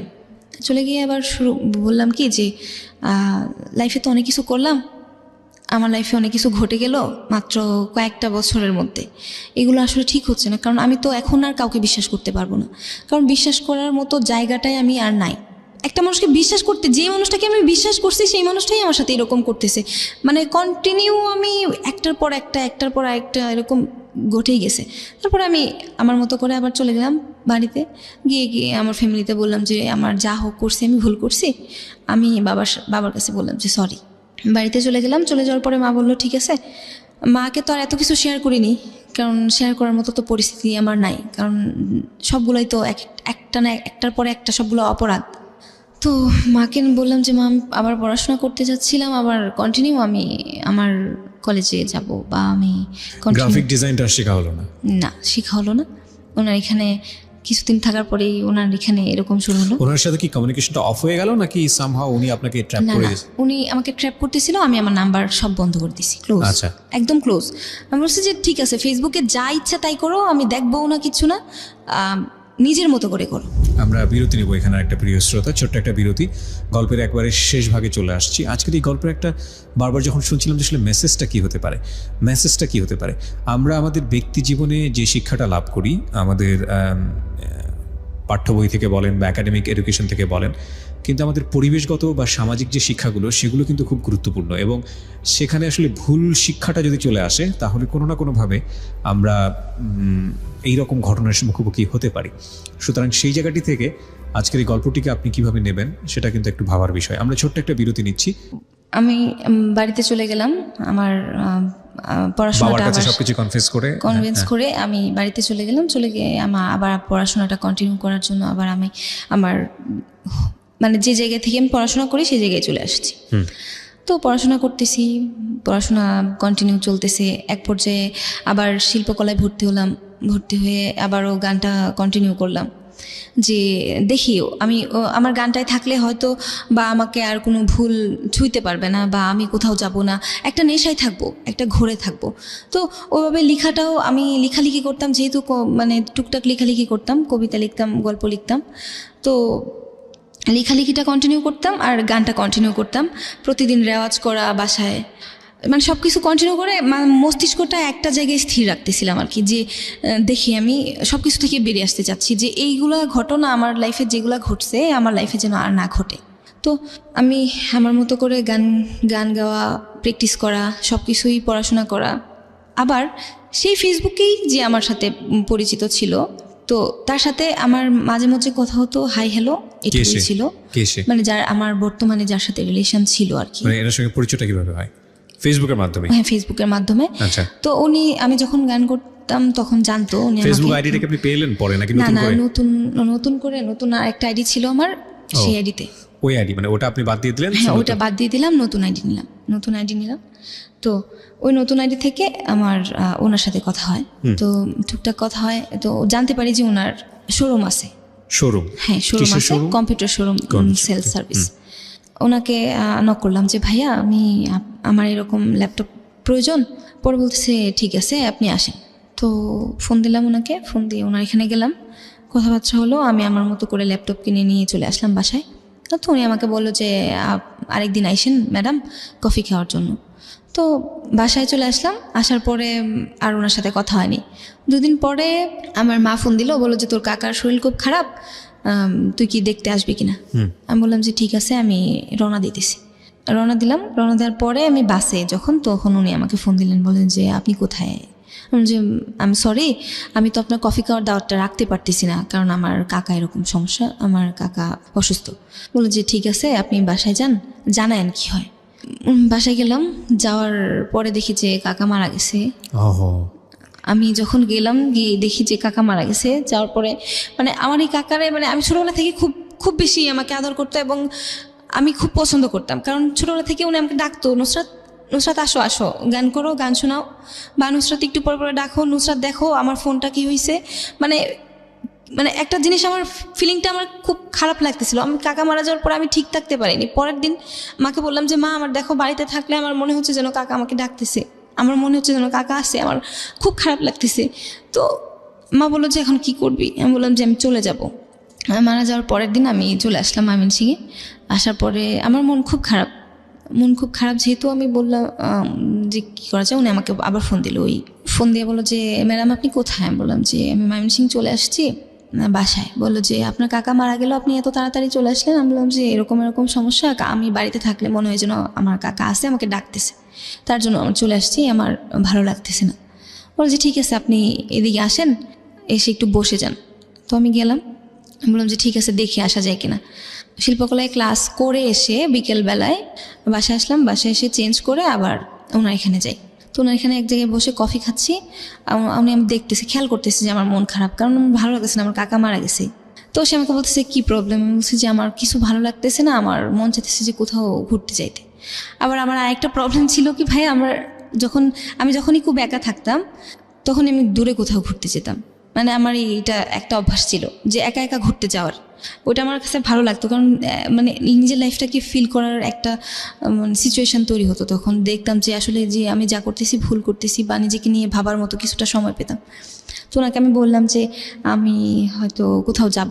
তো সে আমাকে বললো যে আপনি কোথাও যেহেতু যাবেন, আমারও খুব ইচ্ছে করতেছিল যাওয়ার জন্য, তো আমি কি আপনার সাথে যেতে পারি। আমি বললাম যে না, আমি যাব একা, তাহলে আপনি আমার সাথে যাবেন কেন। আপনি আমার সাথে যাওয়ার প্রয়োজন নেই, আপনি আপনার মতো পরবর্তীতে যান, আমি দেখি কী করা যায়, হয়তো নাও যেতে পারি। তো এই কথা বলে আমি ওনার এখান থেকে চলে আসলাম। ওনার এখান থেকে আসার পরে উনি আমার হাত ধরে খুব রিকোয়েস্ট করলো যে আমার সাথে ঘুরতে যাবে। উনি আমাকে খুব পছন্দ করে, উনি আমাকে খুব শ্রদ্ধা করে, মানে এভরিথিং যা বলা যায় আর কি। একটা জিনিস আমি একটু বলি আপনাকে নুসরাত, মাত্র একটা ফেসবুকে তো ওনার সঙ্গে আগেই পরিচয় ছিল আপনার, যে কারণে আপনি ওনাকে নক দিয়েছেন। এই যে দ্বিতীয় দেখাতেই হাতে ধরার মতো জায়গায় চলে যাওয়া, এগুলো তো সামহাও আপনি প্রশ্রয় দিচ্ছিলেন। প্রশ্রয় না দিলে তো একটা মানুষ কোনোভাবেই, প্রশ্রয় দিচ্ছিলাম, আমি আনইজি ফিল করতেছিলাম। আমি বললাম যে ঠিক আছে, আমি যেহেতু যাব, লোকটা যেহেতু যাবে, ঠিক আছে আমার সাথে যাক, আমি কিছু মনে করি। তো উনি আমার সাথে গেলেন, আমরা ঘুরতে যাই। যাওয়ার পরে সে আমার কাছে সব কিছু শেয়ার করলো, যে সে বিবাহিত, বা তার এরকম প্রবলেম, ফ্যামিলিতে গ্যাপ, তার ওয়াইফের সাথে তার গ্যাপ, বা তার এরকম অনেক নানা ধরনের প্রবলেম সে শেয়ার করলো। তারপরে সে আমার কাছে সব কিছু শেয়ার করার পরে আমি শুনলাম সে খুব কান্নাকাটি করতেছিল। আমি বললাম যে ঠিক আছে, আমি আপনাকে যতটুকু সম্ভব মেন্টালি হেল্প করব, আপনি দেখেন সামনের দিকে যাইতে পারেন কিনা। এই কথায় এসে তার সাথে আমার ফার্স্ট কোথাও ঘুরতে যাওয়া, বা তার সাথে সব কিছু শেয়ার করা। আমি আমার লাইফের কোনো কিছুই তার সাথে তখনও শেয়ার করিনি, কারণ যেহেতু আমার তার সাথে তেমন কোনো সম্পর্ক না, বা আমি যাইতে চাই না তার সাথে এমন কোনো সম্পর্কে, তার জন্য আমি তার কাছে কোনো কিছু শেয়ার করিনি। না শেয়ার করে ওনার কাছ থেকে আমি ওখানে যে ঘুরতে চাই, পরের দিনে ওখান থেকে চলে আসার পরে সে সে আমাকে ওখানেই জানাইছিল যে সে আমাকে মানে সে ভালোবাসা পায়নি, জীবনে কোনোদিন ভালোবাসা পায়নি, সে আমাকে ভালোবাসতে চায়, মানে অনেক কিছু বলে আপনাকে প্রপোজ করে যে আমাকে ভালোবাসতে চায়। ফেসবুকে কতদিনের সম্পর্ক ছিল আপনাদের? ফেসবুকে বেশ কয়েকদিন ছিল, বেশ কিছুদিন সম্পর্ক ছিল, কিন্তু ওইভাবে কোনোদিন কথা হয়নি। ওকে, ফাইন। সে আমার সাথে তার লাইফটা লিড করতে চায়। জানতো উনি কোনো কিছু? আমার কোনো ঘটনাই সে জানতো না পূর্বে। না জেনে এই ধরনের প্রস্তাব করে বসে? হ্যাঁ, না জেনে। আইদার সে ইমোশনালি অনেক বেশি পরিমাণে খুব উইক অবস্থায় ছিল, অথবা সে আসলে অন্য কোনো একটা ইন্টেন্স নিয়ে আপনার দিকে হাত বাড়িয়েছিল। আমরা এটা বলা ছাড়া এই মুহূর্তে কিছু পাচ্ছি না। সে আমাকে বলছে যে সে নাকি ইমোশনাল ভাবে, সে নাকি ইমোশনালি আমাকে এটা বলছিল। ওকে। তো সে আমাকে বলছে, কান্নাকাটি করছে। তারপরে আমি ওখান থেকে পরের দিন চলে আসার পরে আমি আমার মতো করে চলতে থাকি। পরে সে আমার আবার আমি ফেসবুকে আমার এক আবৃত্তি ফ্রেন্ড যার সাথে আমি আবৃত্তি করতাম তার সাথে কথা বলছিলাম, ভিডিও চ্যাটিং করতেছিলাম। তো কথা বলতেছিলাম তখন সে আমাকে ফেসবুকে আবার মেসেঞ্জারে ভিডিও কল দেয়। দেওয়ার পরে ইন অ্যানাদার কল লেখা আসে, তখন সে বুঝতে পারে যে আমি অন্য কারোর সাথে কথা বলতেছি। সে আমার ফোনে কল দেয়, বলছে যে আপনি কি কারোর সাথে ব্যস্ত? ভাবছে যে আমি হয়তো ওইদিকে অন্য ছেলেদের সাথে কথা বলতেছি। তো বলার পরে সে পরের দিন বলল যে আপনি একটু এদিকে আসবেন না, আপনার সাথে আমার কথা আছে। মানে কোন একটা জায়গায় এসে যেতে বলছে? হ্যাঁ, যেতে বলছে। সে আপনার সাথে আমার কথা আছে। সে আমার বাসার সামনে গেছে, যাওয়ার পরে আমি তার সাথে বাইকে, একটা রোড আছে, খুব একটা জায়গা আছে যেখানে আমরা প্রায়ই যেতাম আর কি, ওই জায়গাটায় গিয়ে কতক্ষণ বসতাম, বসে থেকে চলে আসতাম ওর সাথে। ওখানে গেলাম, যাওয়ার পরে ইন দ্য মিনিটে আপনাদের র্যান্ডম একসাথে বসা হচ্ছে? হ্যাঁ, ওকে, মানে বসা হচ্ছে। বসার পরেও এইটা আপনার জায়গা থেকে কি বলবেন? এটা কি আপনার জন্য, আপনি যদি আপনাকে তো প্রথম দিন সেই জিনিসটা বুঝিয়ে দিয়েছে এবং বোঝানোর পরে আপনি যেহেতু তার কাছে যাচ্ছেন, না ও তখন সেকেন্ড টাইম ওনার কাছ থেকে চলে আসার পরের দিনই ঘটনা। আচ্ছা আচ্ছা, পরের দিনের ঘটনা। তো ওনার সাথে আমি বাইকে করে ওই জায়গায় গেলাম। পরে ওই জায়গাটায় গিয়ে আমাকে সে প্রশ্ন করতেছে যে কার সাথে কথা বলছিলেন? বললাম যে কেন, আমি কৈফিয়ত দিতে যাব। পরে বলতেছে যে দেখেন, আমি আমার লাইফে কাউকে ভালোবাসতে চাই, সেটা তো আপনাকে জানালাম। আপনি আমাকে ভালোবাসবেন কি না সেটা আপনার ব্যাপার। হ্যাঁ, তবে আপনি যাই করেন না কেন, আসলে দেখেন এভাবে এই যে রাত্রে জেগে আপনি চ্যাট করতেছেন, ফ্রেন্ডদের সাথে ভিডিও চ্যাটিংয়ে কথা বলতেছেন, ফোনে কথা বলতেছেন, বা যে ফেসবুকে থাকতেছেন, হ্যাঁ, ওটা কিন্তু ভালো না। সে আমাকে বোঝানো শুরু করলো। ওই যে আমি সবসময় মোটিভটাকেই সবসময় আগে দেখতাম, বলতাম যে আমার ওইটাই প্রয়োজন। তখন আমি ওনার কাছ থেকে ওইটাই পাচ্ছি যে আসলে উনি তো আমার ভালো চাচ্ছে। তো উনি বলতেছে এটা করা ঠিক হচ্ছে না, আপনি দেখেন আপনার লাইফটাকে ঠিক করেন, আপনি এভাবে কথা বললেন না কারোর সাথে, বা আপনি এরকম চলেন। আমি যদি একটু সাম আপ করে ফেলি, এই ভদ্রলোকের সঙ্গে কি আপনার কোনো সম্পর্ক রিয়েল লাইফে কি আছে? এখন কি আছে? তার সাথে আমার গত 16 তারিখ পর্যন্ত রিয়েল লাইফে সম্পর্ক ছিল। মানে এটা কি, মানে আপনাদের ফিউচার প্ল্যান ছিল you gonna be like husband আর ওয়াইফ? হ্যাঁ, সে আমাকে বলছিল যে দেখ, আমাদের কারোর যাতে অভাব না থাকে, কারণ মানে তুই তো করে সম্পর্ক, আমাকে সে তুই করে ডাকতো, তুমি করেও ডাকতো, সবাই ডাকতো। তো আমাকে বলতো কতদিনের সম্পর্ক তার সাথে? আমার 1 বছরের সম্পর্ক। 1 বছরের সম্পর্ক। প্রথমে যেটা পাচ্ছিলাম ঠিক সেটারই আরেকটা উল্টো পার্ট আমি বলতে পারি, যে আসিফ ছিল প্রথম ছেলেটার নাম, না? আসিফ। আর এখন যেটা পেলাম ওনার নাম বোধহয় আপনি বলবেন না, বলবেন কি? নাম নাই বলি। আচ্ছা, আমি তাকে একই জিনিস আমি পাচ্ছি, নাম না বলি, আমি তাকে বাবু বলেই ডাকতাম আর কি। ওকে। সো আপনাদের মধ্যে একটা প্রেমের সম্পর্ক ছিল, এবং তার লাইফে ওয়াইফ থাকার পরেও এটা হয়েছে। হ্যাঁ, তার লাইফে ওয়াইফ থাকার পরেও সে আমাকে বলছে যে সে আমাকে ভালোবাসে। আমি আপনাকে একটু বলি নুসরাত, তার জায়গাটা আপনি ভুলে যান। সে আপনাকে কি বলেছে? আপনি ধরে নেন, আপনাকে যদি এখন বলি আপনি সাবজেক্ট, পুরো দুনিয়াটাই এই রকম, আপনি সাবজেক্ট হিসেবে আপনি যেটা বেছে নেবেন সেটাই হচ্ছে আপনার জন্য পারফেক্ট, রাইট? সো আপনি যতগুলো সম্পর্কের কথা এখানে বললেন, মানে ফেসবুক কেন্দ্রিক যে সম্পর্কগুলো, প্রত্যেকটা সম্পর্কের ক্ষেত্রেই আপনার উইকনেসটাকে আপনি বুঝতে পেরেছেন? মানে আপনার দুর্বলতাগুলো কি বুঝতে পেরেছেন, যে কারণে এই ভুলগুলো হয়েছে বা এরকম একটা ভুল সম্পর্কের মধ্যে যাওয়া? আমার দুর্বলতাগুলো আমি বুঝতে পারছি। কি সেগুলো? আমার দুর্বলতাগুলো এটাই যে আমি সবসময় আমার মানসিক সাপোর্ট দেখ আমাকে কেউ, আমাকে সামান্যতম মানসিক সাপোর্ট দিলে আমি সেটা কি আগে নিতাম, খুব ইজিলি আপনি কনভিন্স হয়ে যেতাম। This is the story of life, প্রিয় শ্রোতা। This is the story of, this is the lesson of the story আমি বলবো। ওকে, কেন বলছি যে আমাদের প্রত্যেকের জীবনেই সবাই, ইনক্লুডিং মি, আমি বারবার বলি, আমি এখানে as a presenter, but I have also life, আমাদের প্রত্যেকের জীবনেই কিছু না কিছু ডিজাস্টার টাইম ফেস করি আমরা, এবং সেটা বিভিন্ন অ্যাঙ্গেল থেকে, প্রত্যেকটা মানুষ। এবং আমরা ওই সময়টাতে যাদেরকে এক্সপেক্ট করি যে যারা আমাদের পাশে থাকবে, সামহাও সৃষ্টিকর্তার লীলা খেলা, ওই মানুষগুলো হয়তো আমাদেরকে সাপোর্ট করেন না। এটা একটা ভালো যে আপনি বিপদে পড়ে বন্ধু চিনতে পারেন, কিন্তু ওই সময়টাতে যেই আপনার জীবনে একটু সাপোর্টের হাত নিয়ে আসুক না কেন, খুব স্বভাবতই আপনি তার প্রতি দুর্বল হয়ে যাবেন। কিন্তু ওই মানুষটার যদি অন্য কোনো ইন্টেন্স থাকে, অন্য কোনো চিন্তাভাবনা থাকে, তাহলে এই দুর্বলতাটাকে সে অনেক সময় কাজে লাগাতে পারে। ওর ক্ষেত্রে জীবনে এটা 1বার 2বার না, বেশ কয়েকবার হয়েছে, এবং সবগুলোর উৎপত্তি কিন্তু এই ভার্চুয়াল বলয় থেকে হয়েছে। ভার্চুয়াল বলয়ের কথা এই কারণেই বলছি, মানে এই ফেসবুক কেন্দ্রিক রিলেশনশিপের কথা এই কারণে বলছি, যে আমরা আমাদের প্রাত্যহিক জীবনে এই যে ফেসবুক বা অনলাইন মিডিয়াতে যেই পরিমাণ সময় দিই, এবং আমাদের এখন ফেসবুক এমন একটা বিষয় হয়ে গেছে জীবনের জন্য পরিপূরক, যে কোনো কিছু করলেই ফেসবুকে যেতে হবে। আর এই ফেসবুক আমাদেরকে যে কী পরিমাণ নিয়ন্ত্রণ করে, আমাদের চিন্তা ভাবনা থেকে শুরু করে, আমাদের রিলেশনশিপ থেকে শুরু করে, আমাদের ব্যক্তিত্ব থেকে শুরু করে, আমাদের স্ট্যাটাস থেকে শুরু করে অনেকখানি। কিন্তু এই জায়গাগুলো থেকে নিজের ব্যক্তি জীবনে এই ধরনের সম্পর্ক বাছাই করার ক্ষেত্রে আমার মনে হয় আজকের এই গল্প শোনার পরে আপনাদের অনেকেরই সচেতন হওয়া উচিত। বিশেষ করে ওর যে দুর্বল জায়গাটা ছিল, সেই দুর্বল জায়গাটার অনেকেরই অসৎ ব্যবহার করেছেন। নইলে দেখুন ও কী পরিমাণ দুর্বল যে ওর কোনো ফ্রেন্ড সার্কেল নেই, এবং যে ওকে একটু মানসিক সাপোর্ট দিচ্ছে, যে ওকে একটু মাথায় হাত বুলিয়ে ওর পাশে দাঁড়াতে চাইছে, তার প্রতি ও দুর্বল হয়ে যাচ্ছে। এবং এই দুর্বলতার মাত্রাটা এতটাই ভয়ানক যে শেষ যে সম্পর্কটা, সেখানে উনি এমন একটা মানুষের সঙ্গে জড়িয়েছেন যিনি অলরেডি একটা বিবাহ বন্ধনে আবদ্ধ। তার মানে ওর দুর্বলতাটা কতটুকু। ও সবসময় ফাইন্ড আউট করেছে একটা ভালো মানুষ খোঁজার জন্য, যে মানুষটা ওকে বুঝবে, ওকে জানবে এবং যার সাথে ভবিষ্যৎ করা যায়। কিন্তু আনফর্চুনেটলি ও সেই প্রপার ম্যানটা এখনও পায়নি। ওর জীবনের যে ভুলগুলো বা ওর জীবনের যে শিক্ষাগুলো, সেগুলো ওকে সামনে কোথায় নিয়ে দাঁড় করাবে সেটা বরং ওর জন্যই থাকুক। কিন্তু আমাদের ক্ষেত্রে আমরা বলতে পারি যে এই ভার্চুয়াল বলের ক্ষেত্রে আমাদের মনে হয় একটু হলেও সচেতন হওয়া উচিত। আপনি কথাটা কেন, মানে আপনার আজকের এই জীবন গল্প, 23 বছর বয়স, মাশাআল্লাহ আপনি দেখতে শুনতে যথেষ্ট ভদ্র এবং ভালো।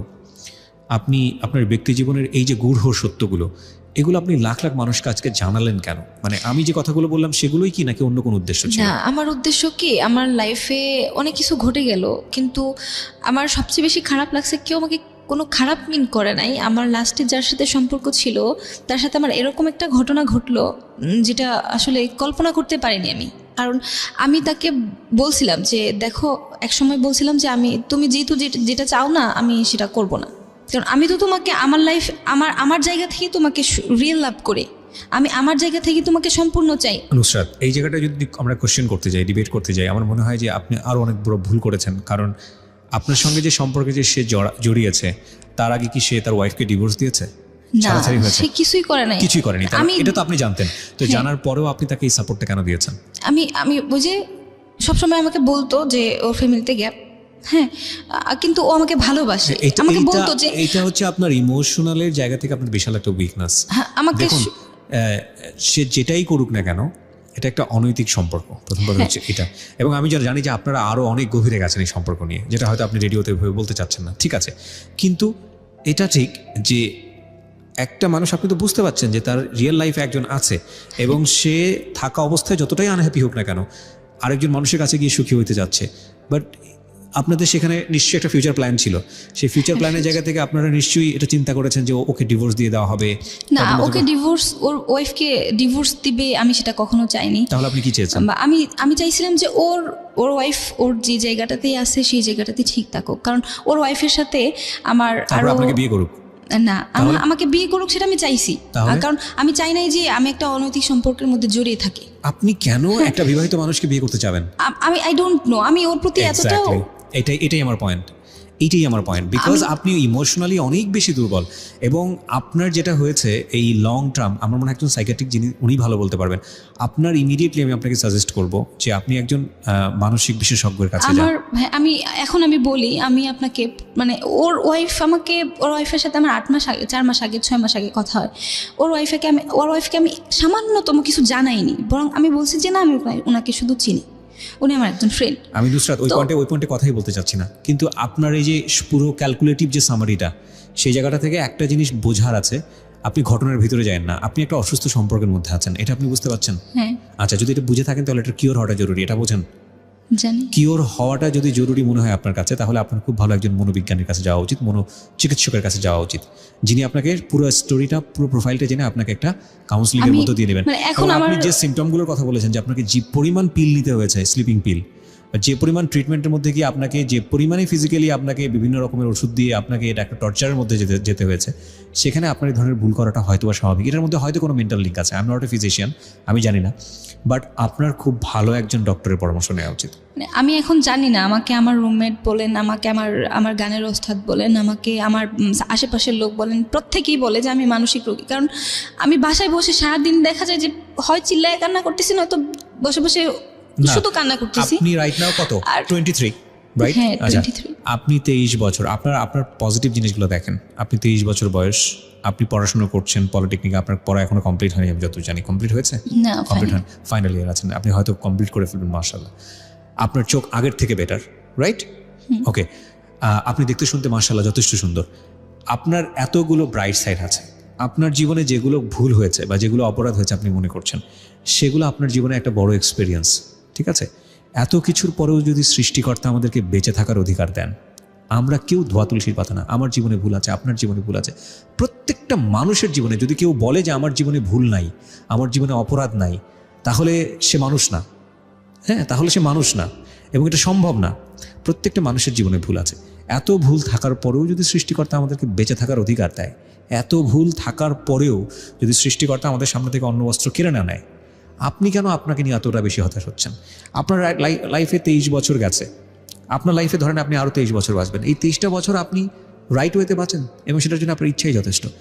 যে সম্পর্কগুলোর মধ্য দিয়ে আপনি গেছেন, সেখানে আপনি নিজেকে রিয়েলাইজ করেন যে আপনার আসলে কী চাওয়ার দরকার ছিল। আপনি চেয়েছেন যে একটা পিসফুল রিলেশনশিপ, যে আপনাকে বুঝবে, মেন্টালি আপনাকে যে সাপোর্টটা দিবে। আপনি সেরকম মানুষ পান নাই। আপনি ট্রাই করে গেছেন, আপনি ভাবে নেন জিনিসগুলোকে, হ্যাঁ এগুলো ভুল হয়েছে, এখন তার মানে কি এটাই যে আপনার জীবনটা শেষ হয়ে গেছে? নো। দেখেন, আপনি যতক্ষণ পর্যন্ত বেঁচে থাকবেন ততক্ষণ পর্যন্ত সম্ভাবনা, ঠিক আছে? সুতরাং আমি আপনাকে সাজেস্ট করবো, go to a good psychiatrist. আপনি সাইকিয়াট্রিস্টের কাছে যান, ওনার কাছে একটা লম্বা কাউন্সিলিং নেন, ওনারকে আপনি নিয়মিত বসেন আর আপনার প্রবলেমগুলো খুলে বলেন। অ্যান্ড বিলিভ মি, হয়তো 6 মাস 1 বছর পরে আপনি হয়তো মেন্টালি এতটা ফিট হবেন যে এই এক্সপিরিয়েন্স হয়তো আপনার পরবর্তী জীবনে অসাধারণ কাজে লাগবে, ঠিক আছে? আর আপনি আজকে যে কাজটা করলেন সেটা তো অনেকের উপকার করলেন, কারণ আমি তো মনে করি ফেসবুকে বা অন্যান্য জায়গাগুলোতে অনেক ছেলে মেয়ে আছে যারা এই ধরনের রিলেশনশিপ। আমি জানি যে আমার মতো এরকম ভুল অনেক মেয়ের লাইফে হচ্ছে, কন্টিনিউয়াসলি হচ্ছে। কারণ আমি চাইতেছি যে আমি কেন আজকে এরকম লাখ লাখ মানুষের সামনে এসে আমার ভুলগুলোর কথা বললাম। আমার ভাই শুনতেছে, আমার বোন শুনবে। এটা কাউকে খারাপ চোখে দেখার কিন্তু উদ্দেশ্য না। আমার ফ্যামিলি মেম্বাররা কিন্তু সবাই শুনেই আপনার জীবনের গল্প। ভাই আপনার, আমি কিবরিয়া ভাই, আমি জানি আমার আমার আমার আমার কাজিন বা আমার রুমমেট, আমার ফ্রেন্ড সার্কেল, আমার স্কুল লাইফে যারা ছিল, বা আমার ভাই শুনে, আমার বোন শুনে, সবাই শুনে। আজকে কেন আমি তাদের সামনে, আর তারা যে আমার বোনেরা, আমার ফ্যামিলি মেম্বাররা যেই ঘটনাগুলো আমার লাইফের জানে না, হ্যাঁ তারাও আজকে জানবে। তারপরেও আমি কেন বলতে আসলাম না, জানার পরে দুটো রিয়াকশন হবে। একটা হচ্ছে কেউ তুচ্ছ তাচ্ছিল্য করবে, হ্যাঁ, আবার কেউ এই বিষয়কে খুব ভালোভাবে নিবে। আমাদের 99% ক্ষেত্রে আমি যেটা দেখি, সবাই এগুলো নিয়ে তুচ্ছ তাচ্ছিল্য করে, কিন্তু অদ্ভুত বিষয় হচ্ছে সবার জীবনেই এরকম গোপন বিষয় আছে, সবার জীবনেই এরকম ভুল আছে, সবার জীবনে এর চেয়েও বড় বড় অপরাধ আছে। আমরা যখন একজন মানুষকে দেখি যে সে বিপদগ্রস্ত, আমরা তাকে নিয়ে তুচ্ছ তাচ্ছিল্য করতে পছন্দ করি। এইটা আমাদের একটা কি বলা যেতে পারে, আমাদের জিনগত বৈশিষ্ট্য। হ্যাঁ, এবং মানুষের শরীরের মধ্যেই বোধহয় এরকম কিছু আছে, বা জাতিগতভাবেই বোধহয় আমরা এরকম। কিন্তু এটা খুবই খুবই আশ্চর্যজনক হলেও সত্য যে এর মধ্যে 2-1 জন পাবেন যারা আপনার পাশে এসে দাঁড়াবে, এবং তাদেরও যে আসলে উদ্দেশ্যটা ভালো সেটা যাচাই করাটা কিন্তু খুবই খুবই জরুরি, নইলে এরকম ভুল আবারও হতে পারে। আমরা শেষ করতে চাই প্রিয় শ্রোতা আজকের এই জীবন গল্প। কারো ভুল, কারো অপরাধ, কারো খুব ডিজাস্টার মোমেন্ট, এগুলো যেন কখনোই আমরা আমাদের জায়গা থেকে তাদের দুর্বলতা হিসেবে নিয়ে তাদেরকে আঘাত না করি। নিজের জায়গা থেকে যদি শিখতে পারি তো শিখবো, নইলে তাদের জন্য দোয়া করব যে তারা যেন ভালো পথে যান। আমি বারবারই বলছি, আমরা সবাই প্রত্যেকটা মানুষের জায়গা থেকে কোনো না কোনো ভুল করি।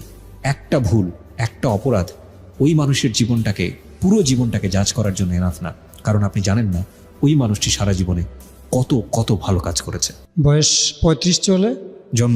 জন্ম জেলা ঢাকাতে ছিল, কিন্তু বর্তমানে আমি কুমিল্লাতে থাকি। কুমিল্লাতে থাকেন? জি। একদম ছোটবেলা থেকে শুরু করুন, যেখান থেকে আপনি শুনেছেন বা জেনেছেন, যেভাবে আপনার মেমোরি আছে। আমি মূলত, আমাকে আবিষ্কার করে একটি রশি হাতে। আপনার ফার্স্ট মেমোরি জীবনের? রশি হাতে কেমন, যেমন যে টুকরি। আচ্ছা, টুকরি। হ্যাঁ, টুকরির নিচে 4টা বেয়ারিং দিয়ে ওটা একটা গাড়ি বানিয়েছিল। আচ্ছা, ওই গাড়িটা দিয়ে রশি দিয়ে আমারে পাতা কুড়াতে দিত। আচ্ছা, তো পাতা কুড়াতে দিত যে আমি জানতাম উনি আমার মা। আচ্ছা, তো আমার মায়ের জন্য আমি লার্কি পাতা কুড়িয়ে নিতাম, লার্কি কুড়িয়ে নিতাম, কিন্তু আমাকে উনি ঘরে জায়গা দিতেন না। একটা কুকুরের সাথে ঘরের ধাপে, দরজার মধ্যে ধাপ আছে না, জি, ধাপের মধ্যে জায়গা দিতেন। ওইখানে আপনি ঘুমাতেন? ওখানে ঘুমাইতাম। কিন্তু ওনার স্বামী আসলে রাত্রে আমার কখনো হাত দিয়ে ধরে সরাতেন না, কিন্তু পা দিয়ে লাথি মারতেন। এইটা আপনার জীবনের প্রথম মেমোরি? আমার প্রথম মেমোরি। তখন ওনার একটা বেবি হয়েছে, বাচ্চা। তখন আমি ওই বাবু কিনে আনছি, ছোট মানুষ ছিলাম। ওগুলো বুঝতেন না আপনি? না, বুঝতাম না। বাবু কিনে আনছে বলে বাবুর দেখতে যায়, বাবুর দেখতে দেয় না। একদিন উনি বাথরুমে গেছে টয়লেট করতে, তখন আমি লুকিয়ে বাবু দেখতে গেছি। আচ্ছা, আমি বাবুর হাত ধরে এমনি বাবু করে আদর করতেছি, উনি দৌড়ে এসে আমাকে ওই যে বাবু ছোট গ্রাম সাইডে বাচ্চাদের মাথার সামনে কিছু কাচি কুচি রাখে, জি, ওই কাচি দেয়া একটা কোপ মারে, এই যে নাকে হ্যাঁ, আমি নাকে। দেখতে পাচ্ছি দাগ। হ্যাঁ, এই নাকটার মধ্যে কূপ দেওয়ার পরে আমি ভয়ে পালিয়ে যাই। তখন এই কুকুরটির সাথে, 2টা কুকুর ছিল, কুকুরটির সাথে কান্নাকাটি করতেছে, কুকুরটির সাথে খেলা। আমি কিন্তু কুকুর সাথে খেলা করছি বেশি।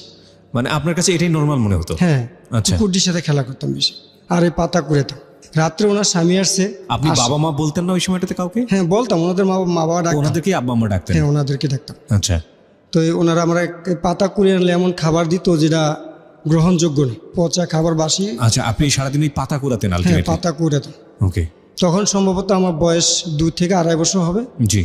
তারপরে ওনার স্বামী আসলো, আসার পরে রাত্রে আমার বেদমা মার। কেন তুমি বাচ্চার কাছে গেলে? বাচ্চার কাছে গেলাম কেন? আমি অলক্ষণে, আমি অপায়া, আমার স্পর্শ লাগলে বাচ্চা মা বাবা মারা যাবে, আমি বাবা মা খেয়ে ফেলছি। কিন্তু আমি তখন এটা বুঝতাম না। আপনাকে এটা বলতো, আপনি বুঝতেন না যে আসলে হ্যাঁ, বাবা মা বুঝতাম। খেয়ে ফেলা ব্যাপারটা কি? আমার বাবা মা কে আমি বুঝতাম না। তখন ওই রাত্রেবেলা মায়েরা আমাকে এমন মার দিল, তখন কুকুরটা এমন মানুষ উপকার করে না, কিন্তু কুকুরটা আমাকে উপকার করছে। ওনার পায়ে একটা কামড় মারছে, মারার পরে যখন পা দিয়ে মুড়া দিতে চেয়েছিল, ওইটা পারে নাই। তখন কুকুরটা আমার একটা গেঞ্জি ধরে সরিয়ে নিয়ে গেছে। পরে আমি দৌড়ে ভয়ে কবরস্থানে চলে গেছি।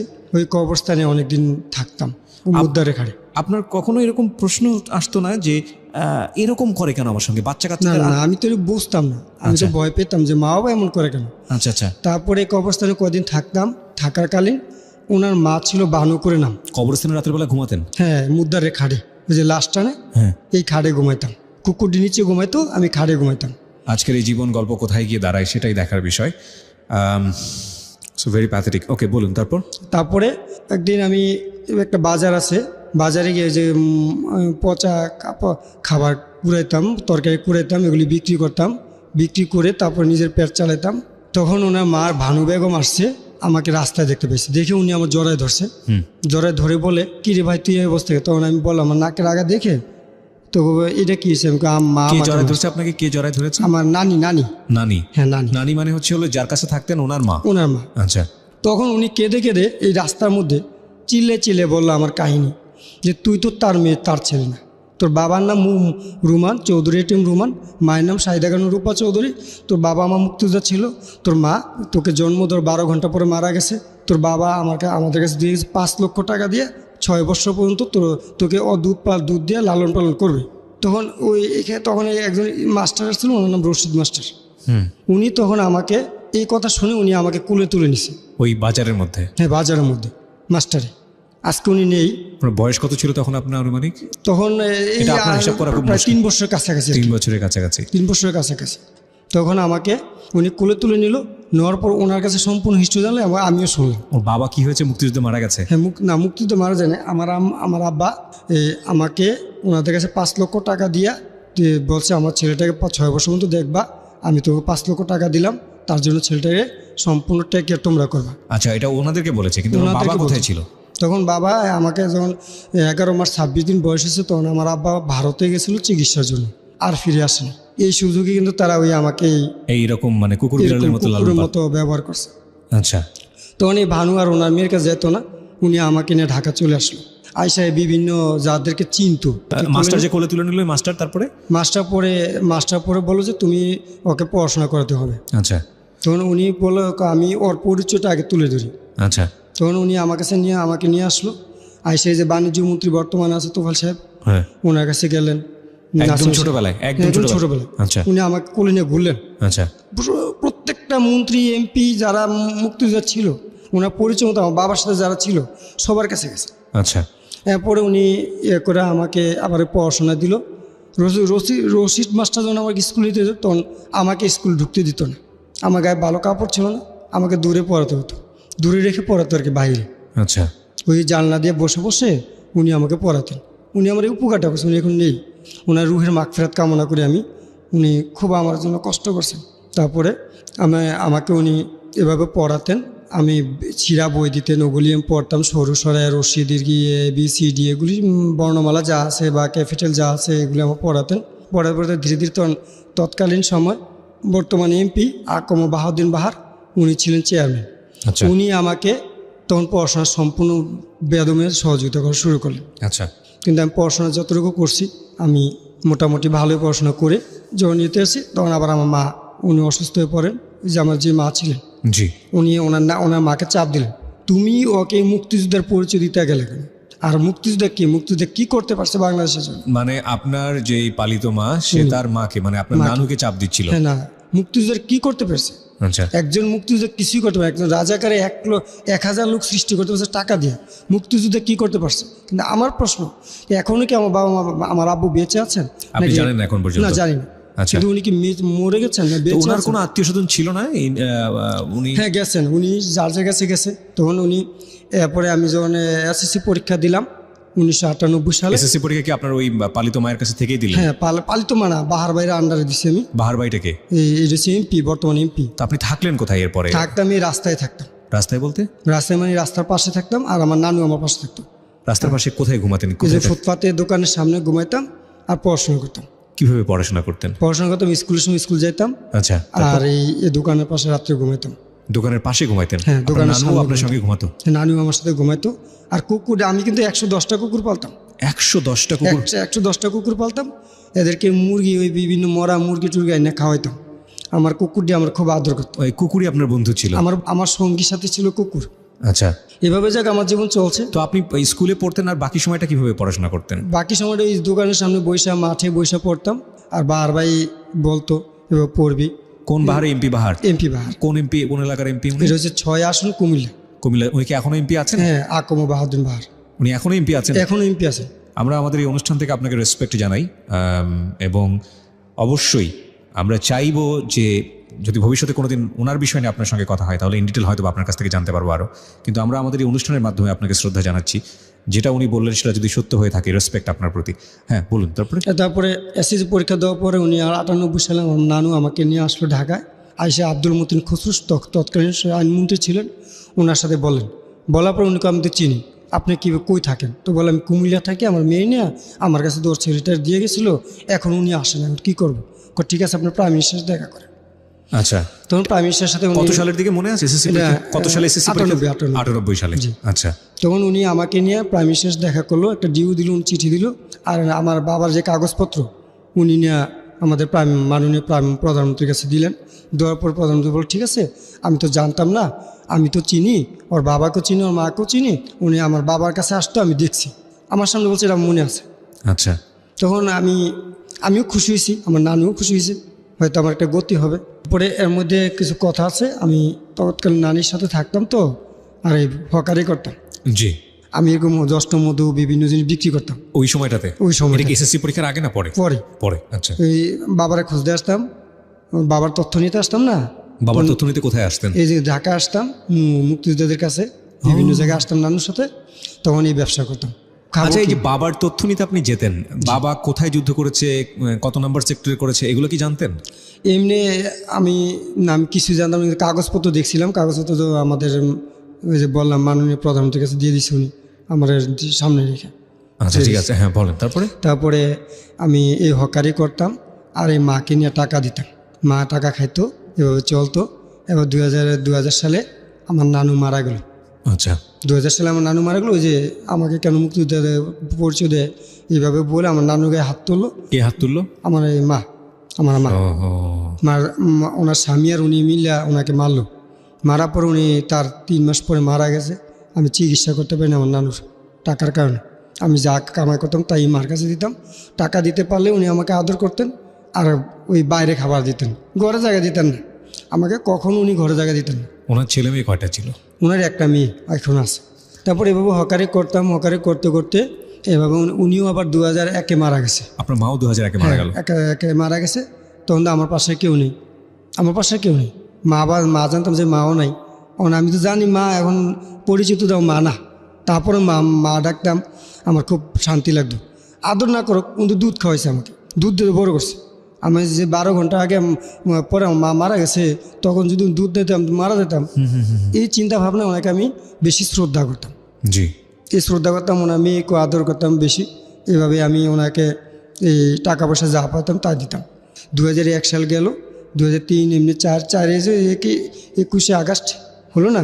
জি। এখানে আসলাম সবাই, যদি আমি বাবাকে পাই, যেহেতু প্রধানমন্ত্রী জানে, আমার চিন্তা যে প্রধানমন্ত্রী যেহেতু জানে, আমাকে না খুঁজতে পারলে উনিও আমাকে দেখলে চিনবে, উনি তো আমি চিনতে পারবে, কিন্তু ওখানে গ্রেনেডটা আঘাতে আমার এই যে পিঠে একটা আঘাত পড়ছে। কিসের ঘটনা বুঝিনি? গ্রেনেড মানে কিসের কি? আমাকে একটু ঘটনাটা খুলে বলেন। 21শে আগস্ট। 21 আগস্টে কোথায় ছিলেন আপনি? এই যে বঙ্গবন্ধু এভিনিউতে। আচ্ছা, ওখানে আপনি কি মিছিলের বা মিছিলে না, সভা শুনতে আসছিলাম। আচ্ছা, অর্থাৎ আমার লক্ষ্য ছিল আমার বাবাকে নিয়ে পাই। এখানে গেলে আমি এখনও যেখানে সভা হয় ওখানে আমি যাই, মুক্তিযোদ্ধাদের কথা যেখানে হয় ওখানেই যাই, ওখানে গিয়ে বাবার তথ্য করি, খুঁজি, কিন্তু আজও আমি বাবার তথ্য পাইনি। স্বাধীনতার মাস চলছে প্রিয় শ্রোতা, এবং আমরা জানি একথা বলার অপেক্ষা রাখে না, এদেশের কিছু বীর সেনা, কিছু বীর মুক্তিযোদ্ধা এবং সহস্র প্রাণের বিনিময়ে, লাখ লাখ প্রাণের বিনিময়ে ইজ্জত, সম্ভ্রম, জীবন সব কিছু ত্যাগের বিনিময়ে আমাদের এই আঁকাবাঁকা মানচিত্র, আমাদের এই ভূখণ্ড, আমাদের এই স্বাধীন বাংলাদেশ, যে ইতিহাস বইয়ের পাতায় লেখা আছে, যে ইতিহাস আমরা সাধারণত পড়ি, সেই ইতিহাসের বাইরে অনেক বড় অজানা ইতিহাস, কিংবা এই রকম পথে প্রান্তরে ছড়িয়ে ছিটিয়ে থাকা একেবারে প্রান্তিক পর্যায়ের মানুষের যে জীবন গল্প, যেটা স্বাধীনতার সাথে মিশে যায়, যেটা অজানা যুদ্ধ কাহিনীর সঙ্গে মিশে যায়, সেরকম অসংখ্য অজানা কাহিনী হয়তোবা ছড়িয়ে ছিটিয়ে আছে। আমাদের আজকের এই জীবন গল্পটি সেরকমই একটা জীবন গল্প। আজকের এই গল্পের মধ্য দিয়ে আমরা যে জামানকে চিনব, বা যে জামানের পরিচয়কে এখানে উপস্থাপিত করছি, বা যে গল্পের যে লেসনটা পাচ্ছি, সেটার মধ্য দিয়ে আমরা রেসপেক্ট জানাতে চাই সকল মুক্তিযোদ্ধাদের, সকল আত্মত্যাগী বীর মুক্তিযোদ্ধাদের, যারা নিজের জীবন বাজি রেখে আমাদের এই দেশটা উপহার দিয়েছেন। 21শে আগস্টের ঘটনা আপনি বলছিলেন, কি হয়েছিল আমাকে একটু বলেন তো। 21শে আগস্টে আমি যে স্টেডিয়ামের গেটে ছিলাম। আচ্ছা, স্টেডিয়ামের গেটে গেছিলাম, তখন হঠাৎ একটা বিকট শব্দ হলো। বিকট শব্দ হওয়ার পর অনেক মানুষ তাড়াতাড়ি দৌড়ে চিল্লা পাল্লা লাগাই দিয়েছে। তখন আমিও এবার পিছিয়ে ফিরছি, আমার পিঠে আইয়া একটা কি জানি পড়ছে, এই যে পিঠটা আঘাত আছে। আপনি একটু উঠে দাঁড়াবেন, আমাকে সাফন আমাকে একটু হেল্প করো। জি হ্যাঁ, আমি দেখতে পাচ্ছি, ঠিক আছে। কোনো একটা টিন্ডার বা কিছু একটা হবে আর কি। মাইক্রোফোনটা ঠিক করে দিতে হবে। হ্যাঁ, এটা পড়ার পরে হ্যাঁ ঠিক আছে, হ্যাঁ, এটা পড়বো। আমার গায়ে একটা লাল শার্ট ছিল, হ্যাঁ, ওই লাল শার্টটাও একবারে রক্তে ইয়ে হয়ে গেলো। তখন আমি পুলিশে আবার আমাকে রাস্তা উঠতে দিচ্ছে না। আচ্ছা, তখন আমি যাবো কোথায়? তখন আমি স্টেডিয়ামের ভিতরে দৌড় দিছি। দৌড় দেওয়ার পরে একটা মহিলা আমার পিছিয়ে জড়াই ধরছে বাঁচার জন্য। ওই মহিলাটা মারা গেছে ওখানে আমার সামনে, আমি দেখছি আমার সামনে মারা গেলো। মহিলার চারটাইয়া এমনভাবে মারা গেলো, এমন বিমর্ষ মরা আমার জীবনে এই ফার্স্ট আমি দেখছি। আমি তখনই ভাবছি যে মুক্তিযুদ্ধ চলাকালীন সম্ভবত আরও বিভৎস মরা মরছে, ওকে, আরও করুণভাবে মানুষ মারা গেছে। ওই মহিলার পরনে একটা বিন্দু কাপড় ছিল না। পরে দেখলাম যে একটা গাড়ি আসলো, আইসে অনেক লাশ উঠে নিয়ে গেল। আর আমরা তো যে ব্যথা পেয়েছি, যে যেমনি পারছি এমনি বাইকে গেছি, চুপ হয়ে গেছি। এরপরে এবং আমার হকারি জীবন চলছে। 2005-এ আমাদের কুমিল্লাতেই একজন, বলবো নামটা? জি নিশ্চয়ই। হ্যাঁ, একজন ছেলে আর কয়েকটা ছেলে মিলে একটা মেয়েকে উৎপত্ত করতো প্রতিদিন। মেয়েটা কলেজে পড়তো। আপনি জানলেন কিভাবে? আমি ওই কলেজে পড়তাম। আচ্ছা, হ্যাঁ, তখন ওই মেয়েটা প্রতিদিন দেখতাম। আমি হকারিও করতাম, পড়তাম, আমি কারোর লোক মিশতাম না। কিন্তু আচ্ছা, আপনার ব্যাপারটাকে আপনার কলেজ ফ্রেন্ড যারা ছিল ওরা কি জানতো যে আপনি হকারি করছেন? হ্যাঁ, না, জানতো না। আপনি আবার জানতো, অনেকে জায়গা দিত না। আমার হকারি করে সবাই জানে, এটা মিথ্যা কিছু না। আমি হকারি করতাম কারণ পড়াশোনা খরচ আমি দিতে পারবো না, কিন্তু আবার কারোর সাথে মিশতাম না, তো সবাই আমার একটু অবহেলা করতো। তো ওনার একজন গণ্যমান্য ব্যক্তি, তো ওনার ছেলে আর কয়েকজন ছেলে মিলে ওই মেয়েটার উৎপত্ত করতো প্রতিদিন। একদিন, এখন বর্তমানে সিটি পার্ক নামে পরিচয়, ওই পার্কের মধ্যে মেয়েটারে সন্ধ্যার সময় মানহানি করার চেষ্টা করছিল। আপনার চোখের সামনে? আমার চোখের সামনে না। আমি তখন হকারি করে রেল স্টেশন ট্রেনে বেচতাম। তো কি বিক্রি করতেন? চকলেট, জষ্টমধু, বিভিন্ন কিছু বিক্রি করতেন? বিভিন্ন কিছু, হ্যাঁ, যেটা আমার পেটটা চলে। আচ্ছা, তখন আমি ব্যাগটা আমার কাঁধে ছিল, আমি তখন দেখি এই মেয়েটা চিৎকার। আমি কেড়ে চিৎকার করে তখন পার্কের ভিতরে ঢুকছি। ঢুইকা একটা জঙ্গল আছে, তখন এখন তো সুন্দর হয়েছে, তখন জঙ্গলা ছিল। তখন ওখানে গিয়ে দেখি এই মেয়েটার ওনারা দেখে আমি চিনছি। তখন দেখে আমি ওদেরকে 3-4 জন ছিল, ওদের উপর আমি ঝাঁপাই পড়ছি, ওদেরকে আঘাত করছি। আমি ওদেরকে মারছি, মশিয়ে যাব না। তখন আমারে আঘাত করছি। তখন এরা করলো কি, এরা চলে গেছে। মেয়েটা বাঁচাই দিলাম, মেয়েটা বেঁচে গেলো। আজকে এই মেয়েটা কিন্তু উচ্চ পদস্থ কর্মকর্তা, আমি নাম বলবো না, তার মানহানি যেহেতু না হয়, তাকে আমি শ্রদ্ধা করি। এই মেয়েটা উচ্চপদস্থ কর্মকর্তা এবং সে আপনাকে চিনে? হ্যাঁ, চিনলো। এখন চিনে না, এখন সে চিনে না আমাকে। Life is more than drama, জীবন নাটকের চেয়েও নাটকীয়। আমি এই কথাটা এই জন্যই বারবার বলি। কেন চেনে না সেটার পিছনে নিশ্চয়ই কোনো কারণ আছে। ঠিক আছে, আমরা একটু সামনের দিকে আগাই। হ্যাঁ, তারপরে ওরা কি করলো, এরপরে আমাকে 6-এর দিকে হ্যাঁ আমাকে ওরা একজন আমাকে বললো চল মোটরসাইকেলে ঘুরতে যাব, তখন তুই ড্রাইভিং কর, আমাকে আবার শিখেছিল। তো ড্রাইভিং কর বলার পরে আমি ঠিক আছে, আমি তো বুঝতে ওদের ভিতর কোনো জানে ওরা অন্যায় করছে, ওরা বুঝতে পারছে অপরাধরা, জি ওরা অপরাধ বুঝতে পারছে, ওরা এখন আবার আমাকে মেনে নিছে। আচ্ছা তা এদের ভিতরে এরা কী করলো, আমাকে নিয়ে তোর কুটি সমনির দিকে রওনা দিল। কোথায়? কুটি সমনি ব্রাউন ব্যারে উড়ে। আচ্ছা কারা রওনা দিল আপনাকে নিয়ে? কারা? ওই যারা ছিল তিনজন ছেলে ছিল, আমি সহ 4 জন। আচ্ছা 3 জন, মানে যে 3 জনকে আপনি মেরেছেন? হ্যাঁ 4 জনে মারছিলাম, তাদের 3 জন, একজন আচ্ছা। বিদেশে চলে গেছে। আচ্ছা তো 3 জন আপনাকে নিয়ে রওনা দিল কোথায়? রওনা দিল এর কুটিবাড়ি। ওই ঘটনার পরপরই এটা? এটা ঘটনার প্রায় 7 থেকে 8 মাস পরে। কেন রওনা দিল? ঘুরতে যাব। ও আপনাকে কনভিন্স করার চেষ্টা করতেছিল, হ্যাঁ, চলো কোথায় ঘুরতে যাবো। হ্যাঁ ঘুরতে তো যাব। আপনি বুঝতে পারছিলেন না যে কিছু একটা এদের সাথে ঘোরাটা না না আপনার জন্য না, বিপজ্জনক হবে? আমি তো এরা তো যেদিন মারামারি করছি হ্যাঁ। তার 3 দিন পরতে আমার সাথে ক্লোজ, একের মাপ টাপ চাই, একের ক্ষমা চাই। আচ্ছা আচ্ছা ওকে, একেবারে। তারপর ঘুরতে যাব? ঘুরতে যাব কই আমাকে নিয়ে গেল, তখন এরা কল তুই চালা, গাড়ি চালা, আমরা আসি পিছনে। হুম তো পিছনে আসি কইয়া গাড়িটা চালতে বলছে, তখন আমি স্টার্ট দিছি, এরাই গাড়ি তোলে না, তখন আর গাড়ি ব্রেকার নিয়ন্ত্রণ করতে পারি না, ব্রেকটা তারগুলো কেটে দিচ্ছে যে আমি আর নিয়ন্ত্রণ করতে, তখন আমি ব্রেক ধরতে গিয়া খাদে পড়ে গেছিলাম। কিসের গাড়ি ছিল এটা? এটা মোটরসাইকেল, আচ্ছা আচ্ছা, বাইক ছিল। মোটরসাইকেল চালানো জানতেন? হ্যাঁ জানতাম। আচ্ছা তো আমি আর নিয়ন্ত্রণ রক্ষা করতে না পারে খাদে পড়ে গেছি।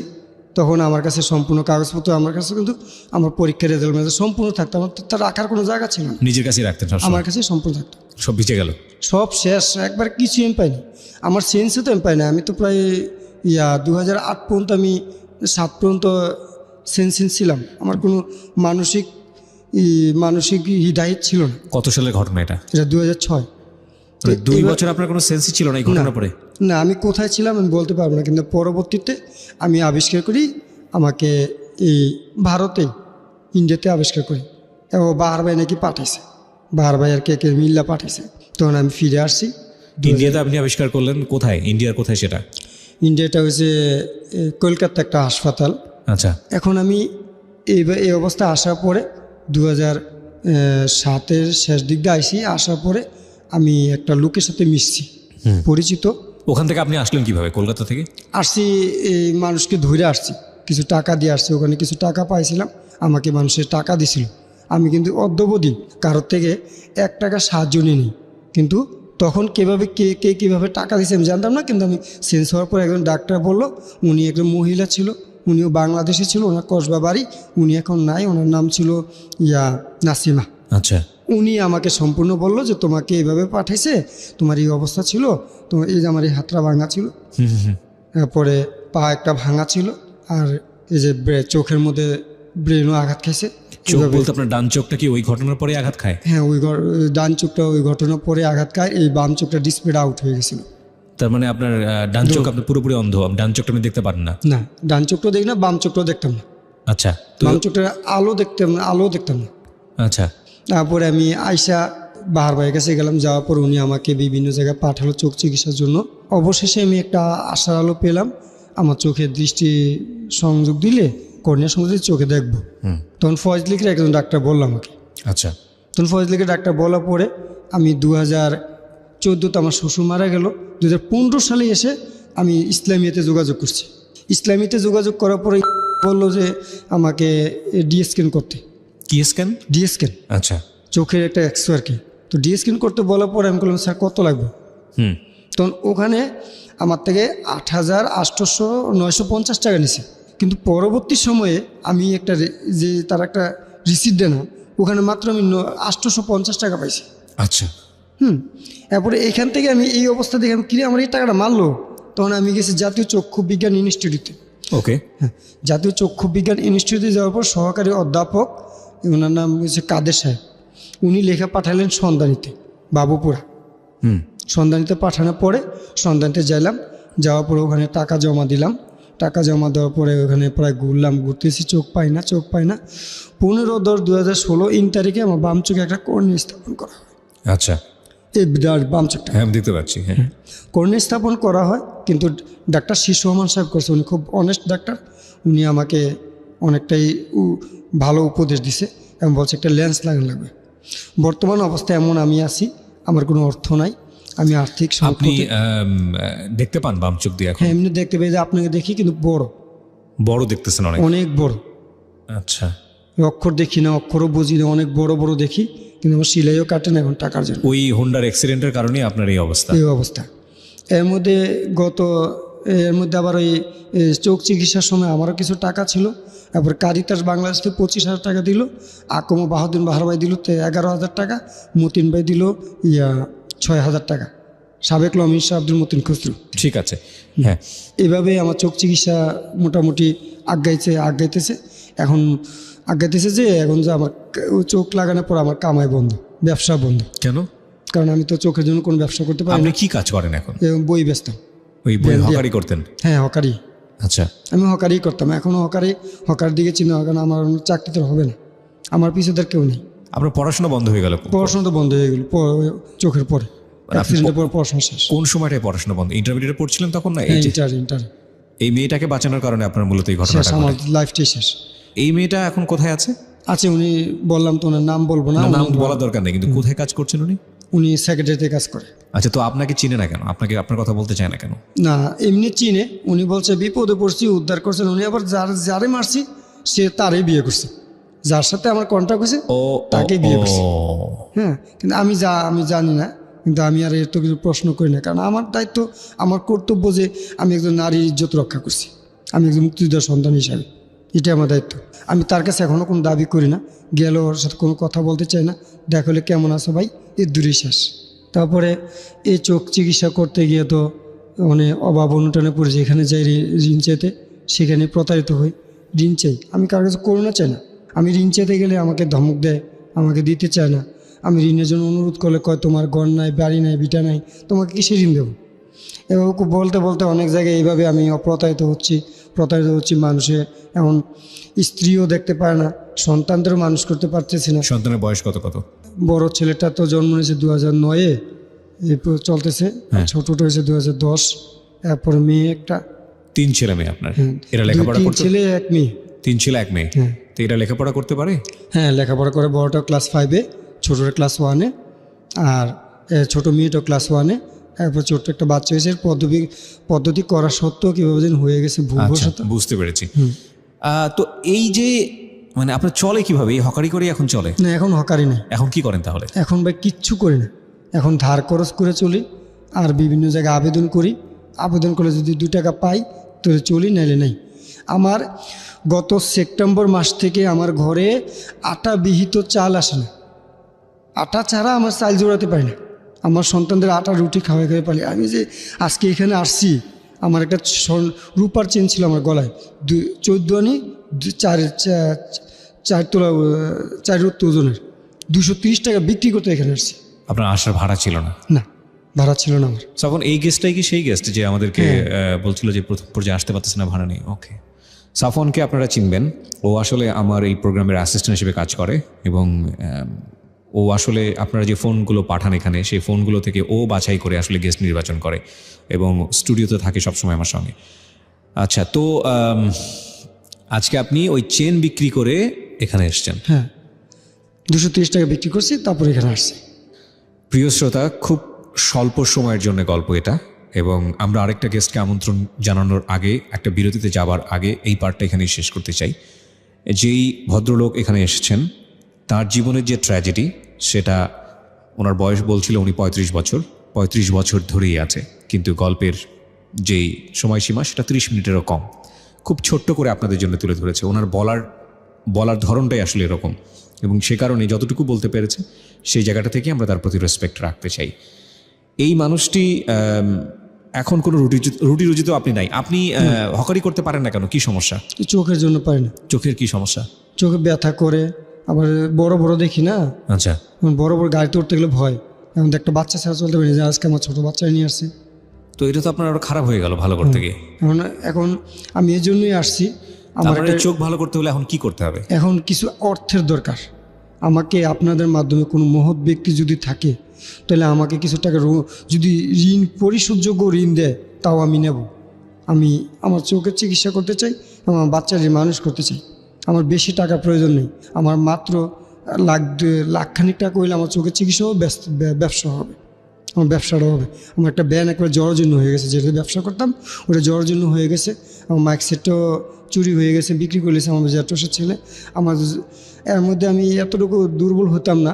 আমার জেঠোসের স্বামী আমার থেকে 10,000 টাকা নিয়েছিল গত 2015-তে চোখ অপারেশনের আগে, কিন্তু উনি আদৌ আমার টাকাটা দেয় না, বিভিন্ন অজুহাত বিভিন্নভাবে আমাকে হয়রানি করে চলছে। তাই আমি আপনাদের মাধ্যমে যে কোনো মহৎ ব্যক্তি, অনেক লাখ লাখ শ্রোতারা শুনেন, আমি আপনাদের দৃষ্টি আকর্ষণ করছি এই ঢাকা এফএমের মাধ্যমে। আমার মতো একজন অসহায় মুক্তিযোদ্ধার সন্তানের প্রতি দৃষ্টি দিয়ে আমাকে পারলে একটু সহযোগিতা করেন, করুণার দৃষ্টিতে নয়, সহানুভূতির দৃষ্টিতে। আমিও লেখাপড়া করছি, আমি করুণা চাই, করুণা নিয়ে বাঁচতে চাই না। প্রিয় আমাকে শ্রোতা, জি। আর্টিস্টার্স বাংলাদেশ আমাকে বলছিল সহযোগিতা করবে, কিন্তু ওনাদের নির্দেশ অনুযায়ী আমি অনলাইনে অ্যাকাউন্ট করছি। পরবর্তী বলি যাব না, যেখানে আমি প্রতারিত হয়েছি, যেখানে আমার থেকে 8,950 টাকা নিয়ে মাত্র 900 টাকা রিসিট দেয়, সেই জায়গায় আমি যাব না। কারণ ওখানে আমার অপারেশন হয়নি, তো আমার অপারেশন হচ্ছে সন্ধানীতে। আপনার জীবনটা অত্যন্ত জটিল একটি জীবন, এটা বলতেই হবে। তবে অবশ্যই আপনি ফাইট করে চলেছেন, এটাই হচ্ছে বড় কথা। আমরা ভরসা রাখতে চাই মানুষের প্রতি। একটা কথা আছে, বিশ্বাস হারানো পাপ। আপনাকে যদি কেউ হেল্প করতে চায়, নিশ্চয়ই আমরা আপনার সঙ্গে যোগাযোগ করব। 1 লক্ষ টাকা আমাদের যারা লিসনার যারা শুনছেন, তাদের কারো কারো কাছে কোনো টাকাই না, আবার কারো কারো কাছে 1 লক্ষ টাকা কোটি টাকার চেয়েও বেশি। কিন্তু সৎ সাহস নিয়ে এগিয়ে এসে যদি আপনার পাশে কেউ দাঁড়ায়, যদি এমনও না হয় অর্থ না, কিন্তু অন্য কোনোভাবে আপনাকে সাহায্য করতে চাচ্ছে, যেটা আপনার জীবনের জন্য প্রয়োজন, সেটাও আপনার জন্য অনেক বড় কিছু। এবং সেই সাহায্যের দুয়ার আপনার জন্য খোলা রেখেই আমরা ছোট্ট একটা বিরতি নিতে চাই প্রিয় শ্রোতা।